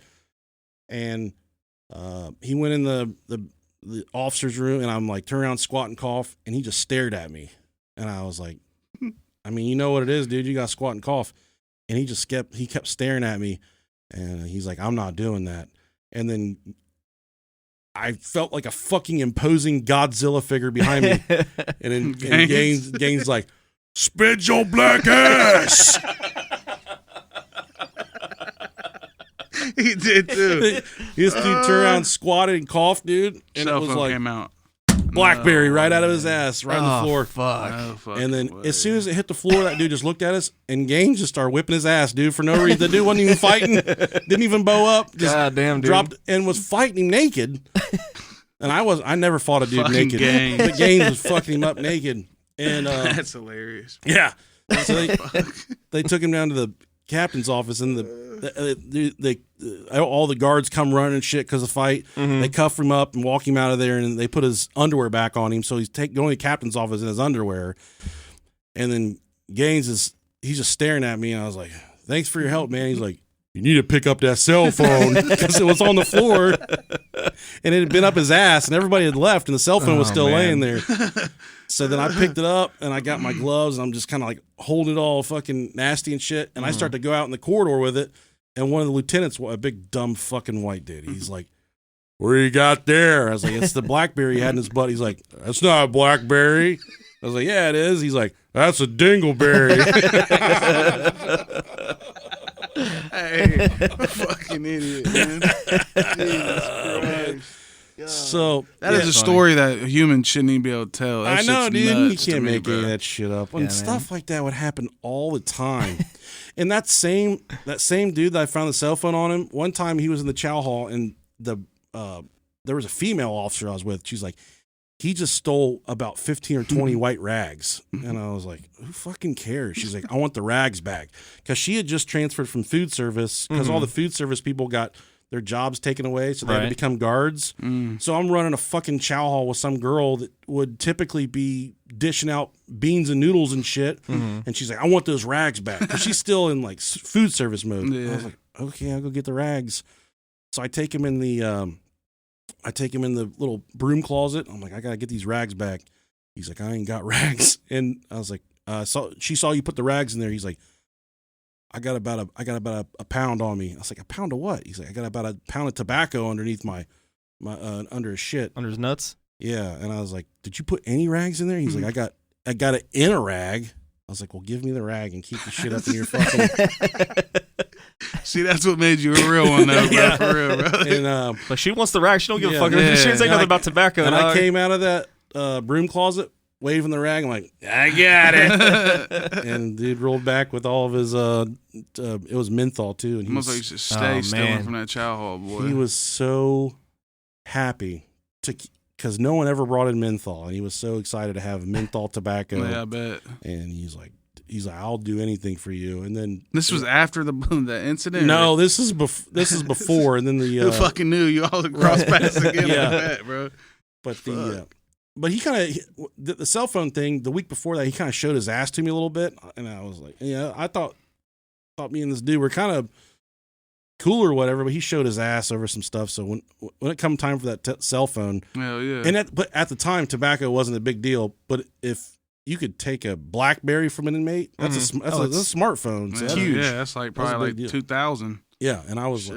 like, I'm coming for that BlackBerry. But it was a dingleberry, dude. He Dingleberry. had his fucking In his butt. ass. Damn, man. Fuck. What a resilient asshole That's he his had. first place he thought to put it, too. Yeah. Right. Right in his ass. Foomp. No problem. Walk around like there's nothing in there. Well, the ones that were really popular when I worked there were the Crazers, dude. Oh, yeah. Those yeah. things were like a switchblade. They would Yeah. fold open, and they're Yeah. about as wide as, it was like a USB thumb drive, as wide as that. Right. Yeah. Right. They had them little. They had some shit I seen. Little phone, like this big, a real phone. Yeah. I'm like, what the fuck would you even want that for? You can't even look at the internet. Right. Because this big. And I didn't, yeah, dude, it was That's a crazy it was story. what a time to be alive, right? That's amazing. That's fucking hilarious. Now, were you tight with anybody that like had flipped a guard or was getting some shit in that kind of had a good stream of shit Bro, it coming was in? always bullshit. Like, I would have obviously Suboxones and weed and tobacco, and then fucking chewed dip. Like, Ugh. we was smoking that shit. Oh, really? When whoever would chew dip on the yard, COs, Yeah. as soon as they drop that shit, they go grab that shit up and Really? dry it up. You never knew that? I never knew that. I didn't know that. Yeah, I didn't know you could do that. Man, you put that shit under on a lamp, let it dry out, and roll that shit up like cigarette. They're called dipperettes. Dipperettes. What the fuck? We should try that. The shit that COs would chew and spit out, motherfuckers would grab it and smoke. I smoked that shit. I ain't gonna Yeah. lie. God And it damn. got you a fucking head rush, boy. I never knew that. Yeah, That's the fucking dipperettes. struggle right there. That makes hooch sound better. That's what I'm saying, bro. Literally chewed dip, bro. And Yeah. I remember fucking breaking that shit down. I'm like, God, bro, what the fuck? Yeah, you gotta. But watch I your never, phone. yeah, like a phone, and like I had to, like, some of the COs would eat the food, like we cook food. They, man, let me get a burrito. Yeah. No mayo though. They say shit like that. Like that's cool. I said the one time they had the little caffeine pills and shit. Had us all in there fucking strung out on caffeine pills and shit.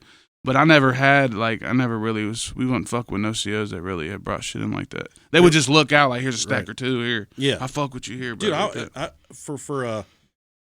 I had a couple snitches, and I would bring him in Subway or McDonald's, That's what I'm saying. That's lovely to them. and I'd slide a dude a meatball sub. And he'd be like, "There's a cell phone up in cell 3 on." Bro, fucking Turnover meatball so stuff. fast, dog. Oh my god, Yeah. that's I remember- real shit. I remember whenever I first got there, I had Oakley's stolen out of my lunch bag. Mhm. Oh man. And I went to there, and I didn't know fucking shit about anything yet.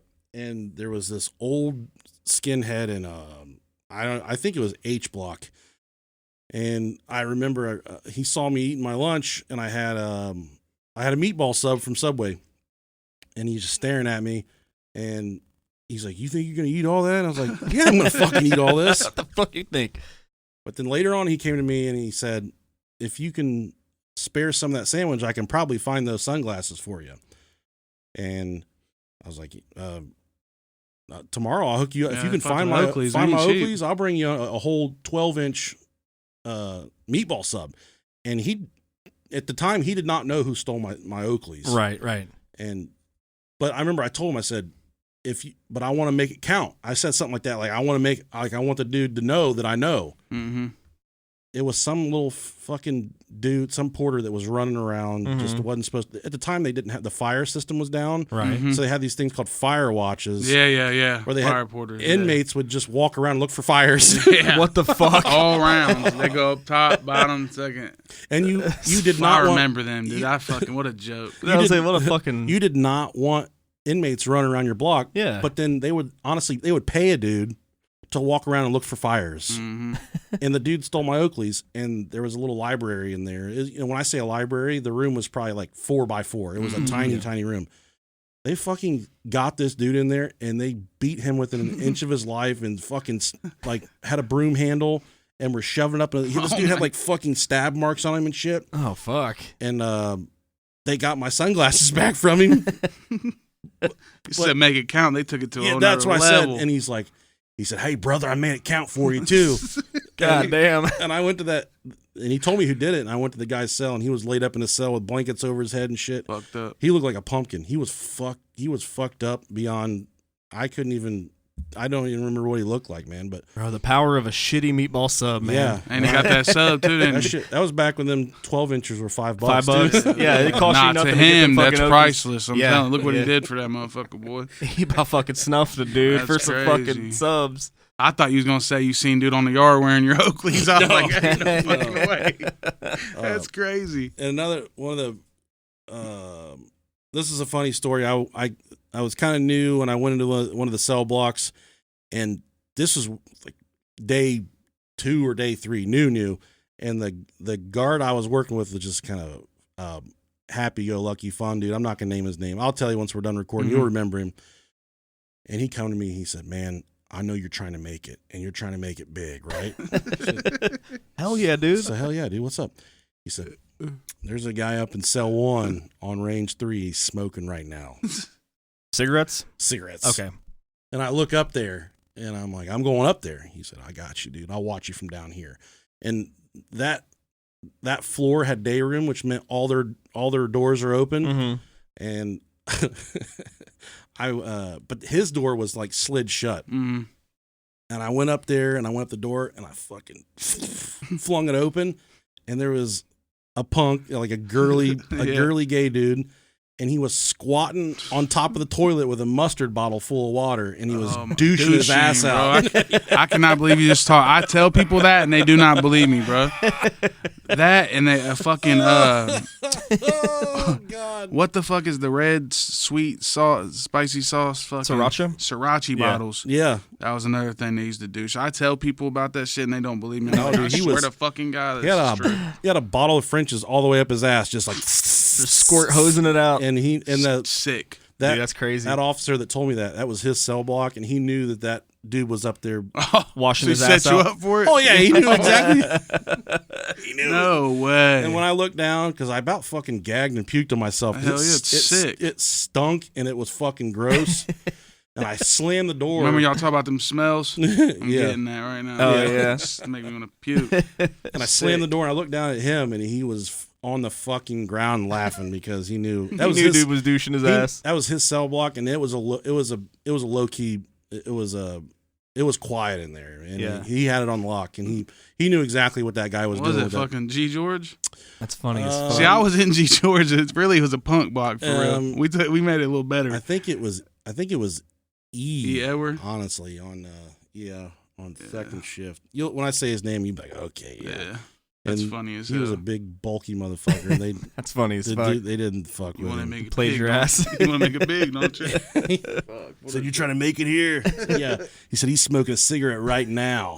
And then when we be smoking, we put the Muslim oil on the tissue paper on the lamp. All you smell is Muslim oil when you go in there. That's how you cover that smoke up. Well, there was one dude, one porter, which a porter was just a custodian for your cell block, and he Pretty kinda- much CO's bitch. yeah. Yeah, Honest. essentially. He said that he would the way he would smoke in his cell is he would put a towel over his head, In the toilet. put his face in the toilet, Yeah. and then he would smoke and he would blow it in the toilet, and then he would flush the Flush it. toilet Yeah. after every Another way. single hit, man. Everything had to be like that. That's though. a lot of work, man. It Smoking is. weed was the fucking absolute worst because it's strong no matter what you Yeah, fucking yeah. do. And you know they're going to come ram shit. Your fucking cell's going to be tore to pieces. Yeah. Well, you gotta smoke it all before they get there. Yeah.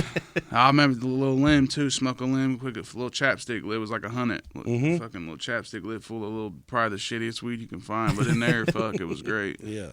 That shit's nuts. Is there anything? I know this is probably not a fucking. This is a stupid question, but is there any comforts from in there that you miss that you still like? Sometimes, like some inmates would cook for me. Like is a break or yeah. break? Break. they would and I knew I never got a break, like man. Ramen and then like Slim Jims, Doritos. When y'all come to fucking green room, we're making a break. Dude, that's what's up. I got you, bro. I saw them making some breaks sometimes, man, and I'm like, I would look at it, I'm like, Shit that's looks so good. fucking weird, but it looks good. And like, it is. And it they make is. pizza. Yeah, all they make that. like pizza out of it and shit. burritos. Is there anything that you still do that you like a habit you picked up in there? Just mash up making some breaks and shit. Mash up some saltine crackers and. I don't do like the weird shit. Like some people still shower in shower sandals and shit. I don't do that weird shit. Well, I know a lot of guys that will take a shower as soon as they shit too. I do that. Yeah, Okay. I do that. Yeah, I do that. That is something.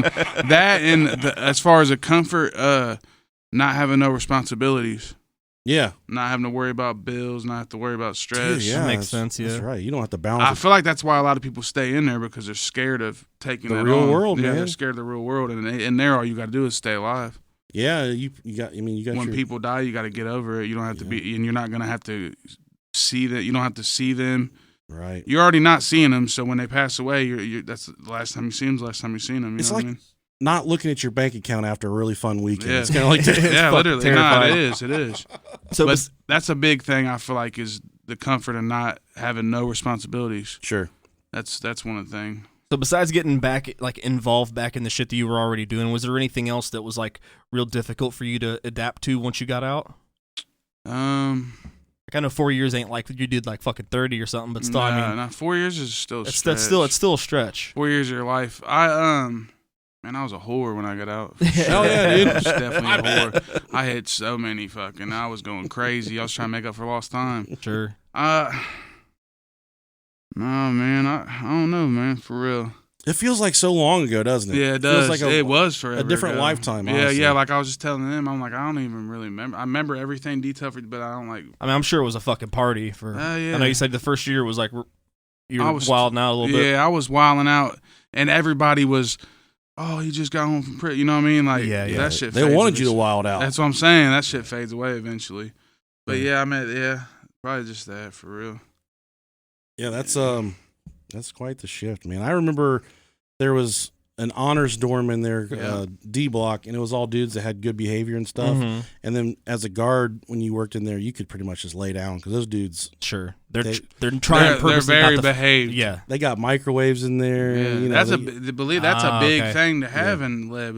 Back then was a microwave. When we got a microwave for fucking dorm of the week or whatever, I was Yeah. like, oh, we got a microwave. yeah. That shit, because if not, you're in there using your crock pot and making that Heating up motherfucker water into and a shit. stove. Yeah, Yeah. you know, made that motherfucker to a fryer. That's what we did. And they got a big screen in their day room there, Nah, there shit, towards the end too, yeah, which is a big big deal. screens and shit. But I remember there, I was just kind of chilled with my feet up, and this chubby black dude kept on walking by me, back and forth.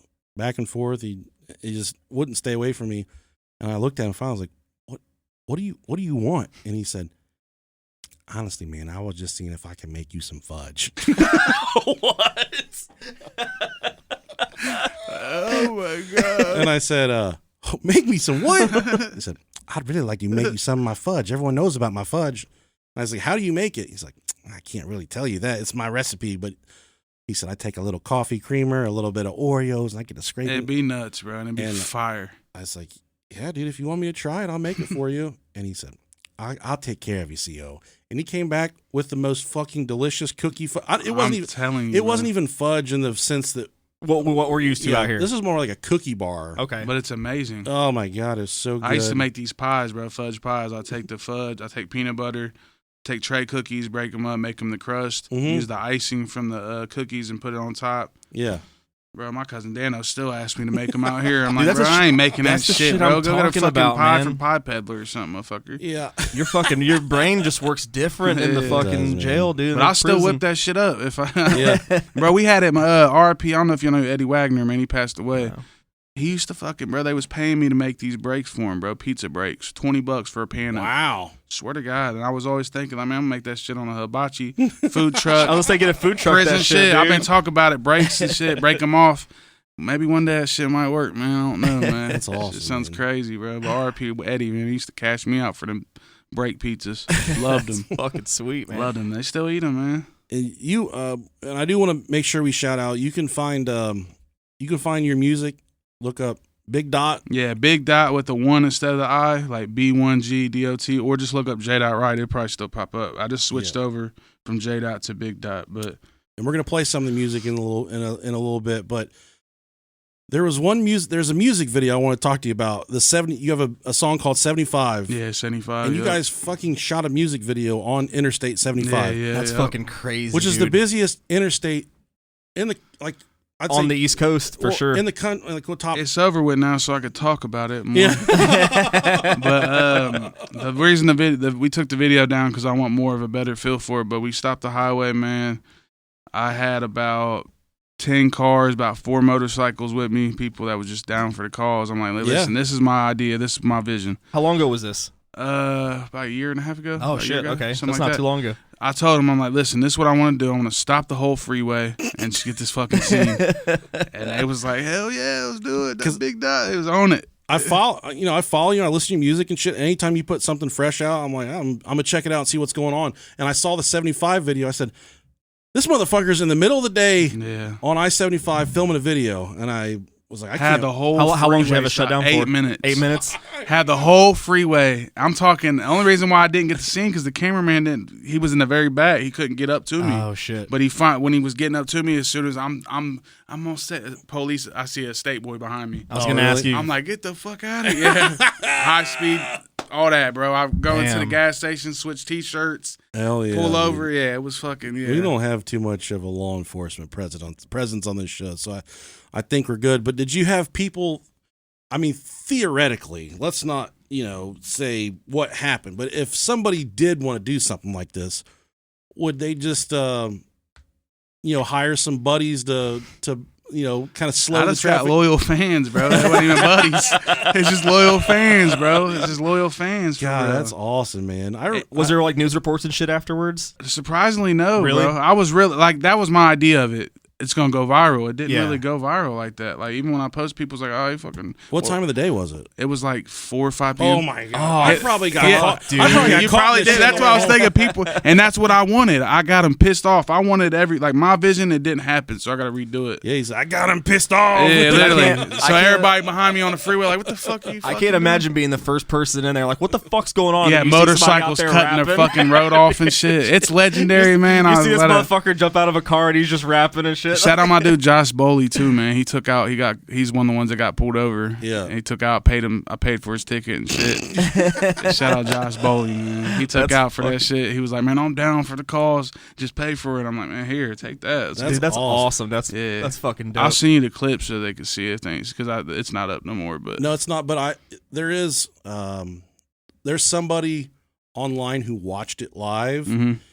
and he did like a reaction video. And, Oh, yeah. and you can still find it on YouTube. Oh yeah, I ain't seen that. Yeah, I ain't it's sure just about some that. dude just watching it, and he's like, "God damn, they got the highway shut down." And he's watching it. Dick move on my part. I'm sorry, but I'm trying to make this shit work, so I would do whatever. Dude. You got, and that's the thing is you got to take risks. Yeah. To kind of leave your mark. Only And- person I ever seen do something similar to that was Nipsey Hussle. He did it like on the start of the freeway.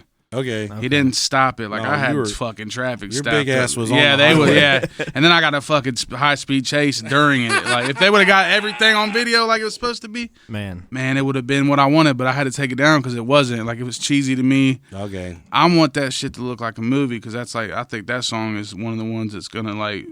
No, it's a dope song. It's an industry song. I feel like you could hear it on the radio. Yeah. And 102.9, y'all got the video, the song. Y'all need to play it ASAP. that idea though, that's a fucking cool. It was, ass.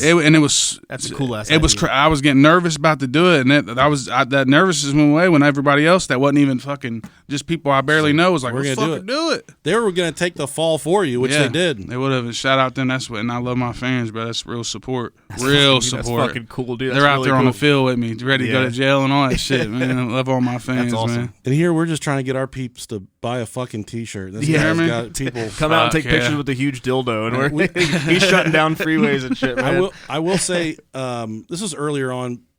My uncle had passed away. And during the funeral procession.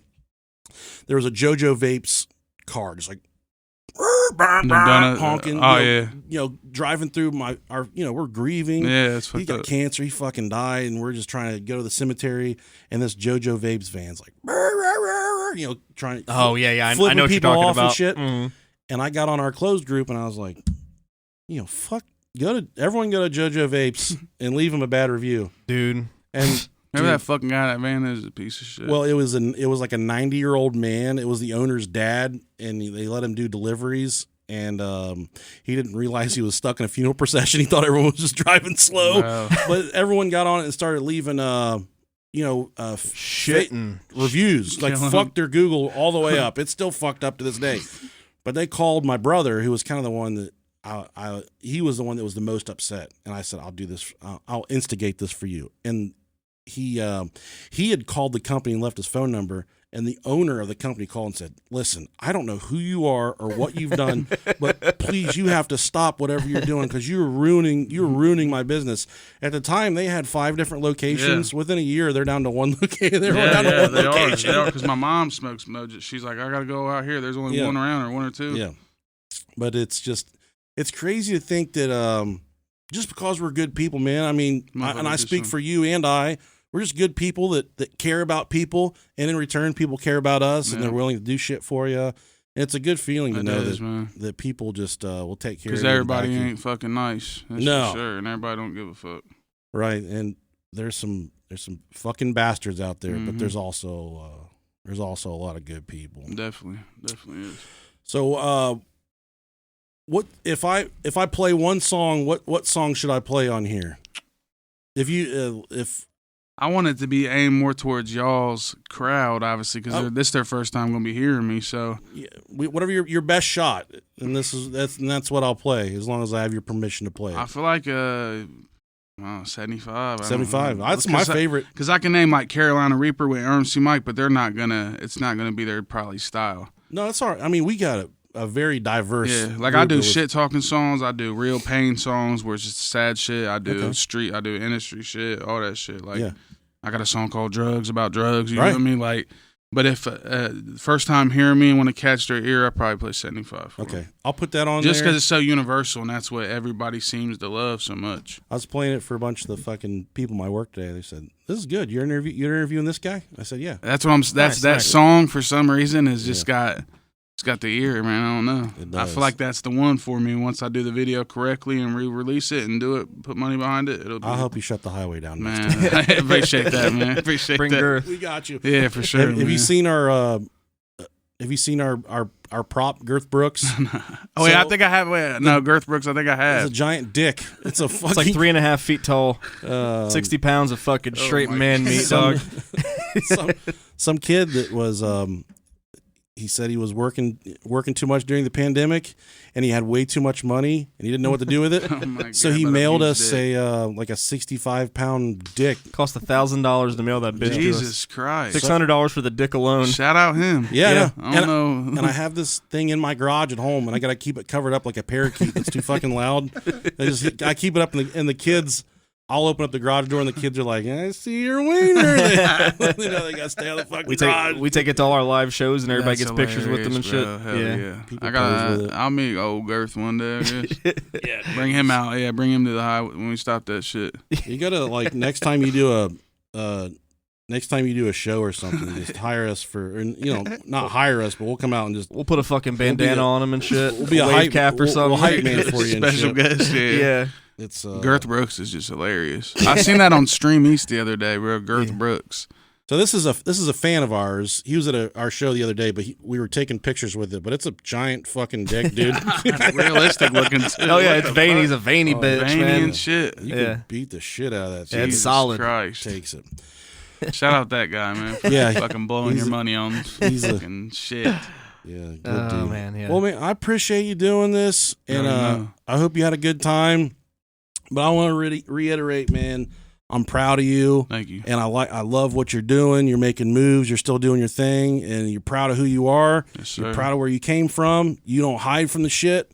And to think back 10, 13 years ago, how long, when you and I first met, to say in a decade, you guys are gonna sit down. That's nuts, yeah. And break bread. And I make hope a podcast. y'all appreciate this shit, man, because this is legendary. And it's cool as fuck. Usually, it really is. You don't get shit like this. No. And I don't remember how we reconnect. I think I just found you on Facebook, and I was like, "Hey, dude." Either I found you or found me, because I was still like, man, I fuck with that guy. Yeah, and there was one other dude that I reached out to, but he went back to prison. And that's the thing, dude. There's just a lot of guys that you spend a lot of time in there, and you grow close to people, and you build relationships. And I'm just a people person. I make friends, and I've never met anyone that I don't like. So I forged relationships, and I forged bonds, people that I want to keep up with. And just because they were locked up or whatever, like if your fucking uncle robbed a bank and went to prison for 10 years and he got back out, would you just be like, no, I'm not, that's not my fucking dude anymore. Right. Exactly. But just because these are not people that you have known your entire life, it doesn't mean it's, I mean, you're a friend to me, and that's the way it'll always be, definitely man. Locked in, man. I appreciate you too for not being a piece of shit when you was in there. For real, man, because that shit, you got people that would fucking ruin your life in there and torment you and shit just because they got a fucking fake ass little badge on. Yeah, and they will. And I remember one day, I was working in one of the biggest cell blocks in there, and there was just a really odd feeling all day long, and I couldn't quite put my finger on it. But there was the dude that I went to. I don't know if you remember him or not. But he's locked up now for murder. But they call him Bert. Mm-hmm. He's from around here. If I showed you I'll show you his picture when we're done. You'll remember him. And I remember that day, he kept on walking by the cell block and looking at me. And then I knew there was two dudes that rolled with him that were like almost following me around the block all day long. Oh fuck! And I couldn't figure out. They weren't following me like a predatorial style. Just keeping an eye on you. Just keeping close to me. And Eerie, they're just watching you. And I finally called. I was like, what the fuck are you guys doing? Because it felt, if like inmates are following you, it makes you think. Yeah. Okay. Yeah. And they're like, nothing, dude. We're just hanging. We're just doing our thing. I said, okay. And that was when I'd just gone to day shift, and I wasn't even allowed. They did this thing where they would just assign you to a shift.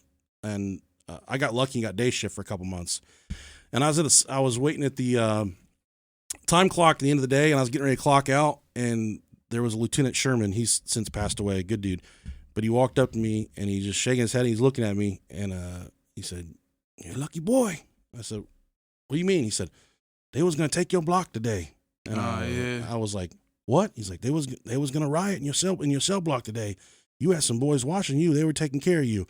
And I went back the next day, dude. And I remember I sat in my car, and I just was like, I was teared up because it was just like emotional, because a year or two before that, it was on December 10th. There was a riot, like a miniature riot, and some guards got hurt and stuff. But then you think back to Lucasville when they took a guard hostage and they killed his ass. Yeah. Over some stuff that they were, unfair conditions. Fucking weight with the one with the weight shit, they smashed his head. And they were upset about their living conditions. It was dirty. The food was nasty. The water was dirty. All the same stuff that they were about to blow up this cell block for. I was gonna ask what was the reasoning. That shit had black water too. Cockroaches. I don't even talk about that. Cockroaches and rats, you ever fucking seen in your life. And that I finally caught up with the dude that I knew, and I said, "Do you have those guys?" And he said, "I ain't telling you a fucking thing, but you were going to be okay." It was a rival gang that was about to pop something off. And they was making sure you was good. But those guys were watching over you. They were going in a good way. And where we were at, you weren't allowed to go to a different floor. You had like if you lived on the first floor, you stayed on the first floor. Okay. If you stayed on that range, boy. Second, you were it was out of place. You would go the hole for that shit. Right. But these dudes were going up, following me up and down the ranges and stuff, kind of staying back and watching, and I knew there was an odd feeling to it. There was a lot of guards outside watching from the cell. They knew something was going on, but that dude, he made sure that I was going to be okay. Essentially, because initially that's the first thing they're probably going to do is take a guard out. The guard that was up on the ranges, like up on the floors. That was the first that was their plan, was to take the guard up on the range hostage and then take the block. And those dudes, they looked after me. I asked my dude, his name was Bert. I was like, "Why?" He's like, "You and I go back." And he said, "You've been cool as fuck and you've been quiet." That's why I told you, but that's why I salute you too, man, because that shit right there shows your character. You. And he said, I had you. We had you. And I was like, "Who's we?" And he would never tell me. He was a blood, but he would never tell me that he was a blood. He would never tell me. He's like, "I don't want you to know anything about me."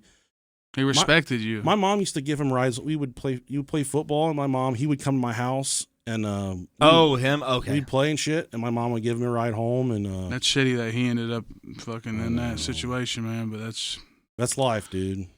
That That's is why- life, but y'all still had a good bond no matter what. That just shows did. it again. And- You as a guard, it's the same shit with me and you. I mean, I ain't your childhood friend or nothing, but you showed me mutual respect. I showed you mutual respect. And I told him, I remember him being in the jail too. That's fucking. When I got hired and he was there, I'm like, what the fuck, Yeah. dude? I said when you get out, dude, I got you. I'm gonna take you out for the fucking best steak dinner you ever had. Mhm. And this dude wasn't out a few weeks, and he shot somebody up and killed him. Aggravated murder. He's gonna be doing time for the rest of it. Yeah. He's never getting out. Yeah, he's locked up. But I mean, you see what he'll do to somebody else. He did the complete opposite with you. He saved your life, and he took that. Just shows you never know with that shit. It just depends on what you want to do, man. And I would never steer anybody towards corrections, towards that job. You're literally getting paid to keep humans locked up like animals and to treat them like dirt. And if you show empathy, sympathy, kindness, any type of emotion towards an inmate, you're automatically shunned by all the you're guys you work ostracized with. by the people. Not you work even that. Your life is at risk with doing that. with. Yeah. And you have to walk a fine line between treating somebody with respect and then realizing whenever that person could potentially be trying to take advantage of you. Mm-hmm. Because a lot of the inmates, they would say, "Oh, this dude's fucking sweet." Sweet. I said that same shit. Yeah. This inmate's sweet. This CO sweet right here. We do whatever we want. Yep. And this is the thing Facts. about it. It's not an inherently bad position. So like when you get hired in, it's not like right off the bat they're training you to be a piece of shit. But what it is you have these fuckers that have been doing it for a while that are jaded. They, they're around these people all day long, and that negativity feeds back on them. And that ego trip they got. Exactly. They're the ones that are like, I'm the one that gets to go home. I'm not going to let these dudes treat me like a piece of shit. Mm-hmm. And then, that shit rubs off. It's toxic. It's really fucking toxic. So I remember one time I was it's hard to keep a level head, man. I was fucking with somebody, and the inmate was like, "What are you gonna do when you get home?" I was like, "I don't know." And he said, "Gonna beat the shit out of your wife?" No, I'm not that guy. Out of her pussy. Yeah. No, I kind of laughed. I was like, "I'm not that guy." He's like, "Well, then you're definitely gonna beat your dog." But dude, and this would kind of be in closing here. One of my favorite things to do would be at the end of the night on second shift, 9:30, 10 o'clock. You would do your final count for second shift, and you would yell like, "Stand and count," and you would count everybody before bed.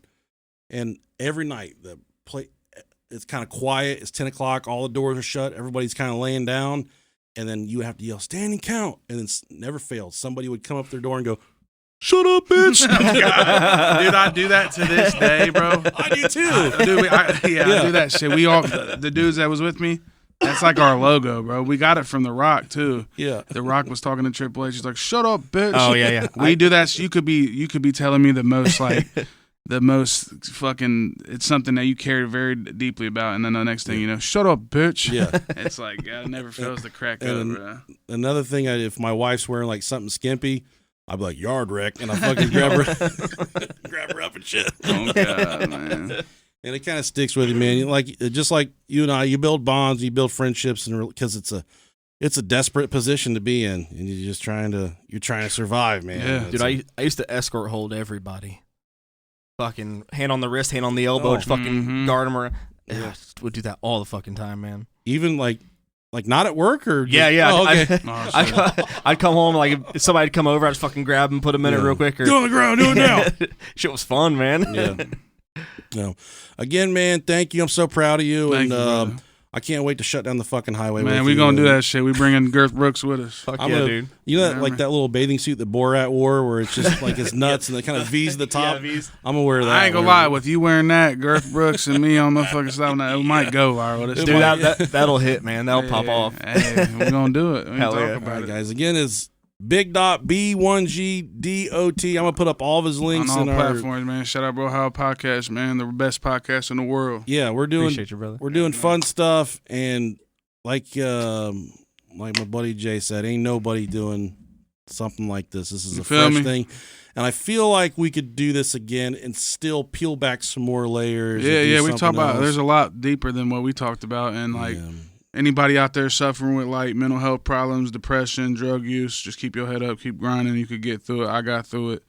don't give up. You feel me? And we'll talk Yeah. about that next time or something. Maybe if y'all want me back on here, y'all got to drop the comments, go crazy. Though. Beautiful. We You gotta gotta get- make sure we go crazy on the content. You hear me? This is fun as fuck. I want to do it again. So Yeah. All right, guys. We'll do it again soon. Yes, sir. thank you guys. Okay, again, guys, thanks for listening. You can find our buddy Jay. You can find him on YouTube, Big Dot. You can find him on Instagram at B1GDOT. You can find him on Spotify, Big Dot. Give him a look up, give him a like, check out his music. But here is his song that's going to be on the radio this coming Sunday here in Dayton. This is 75 by Big Dot. I'm on 75 with it, yeah. I got him pissed off. I got him pissed off. I got him pissed off. I'm who they call when they need it. I'm the big dog. I'm the big dog. I'm the big dog. I'm on 75 with it. I got him pissed off. I got him pissed off. I got him pissed off. I'm who they call when they need it. I'm the big dog. I'm the big dog. I'm the big dog. I'm on 75 North. Done pulled a court, wanna see me in that court.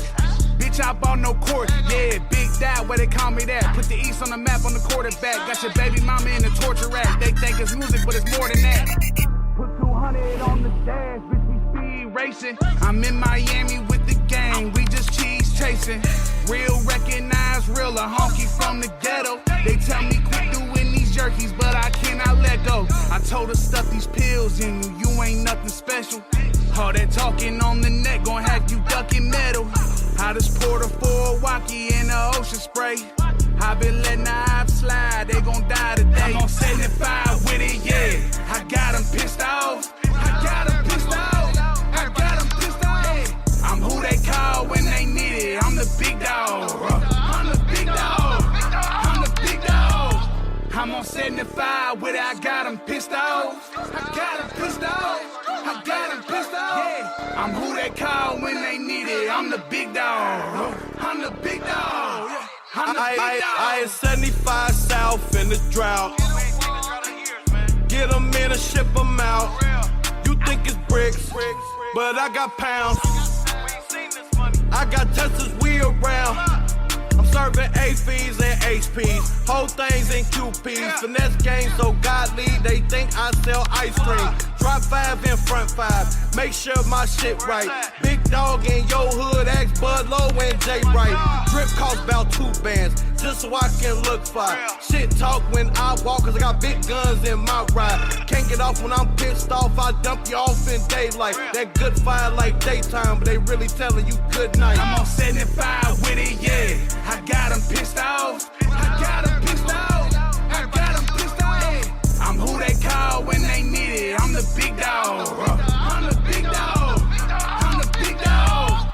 I'm on 75 with it. I got them pissed off. I got them pissed off. I got them pissed off. Yeah. I'm who they call when they need it. I'm the big dog. I'm the big dog. I'm the big dog.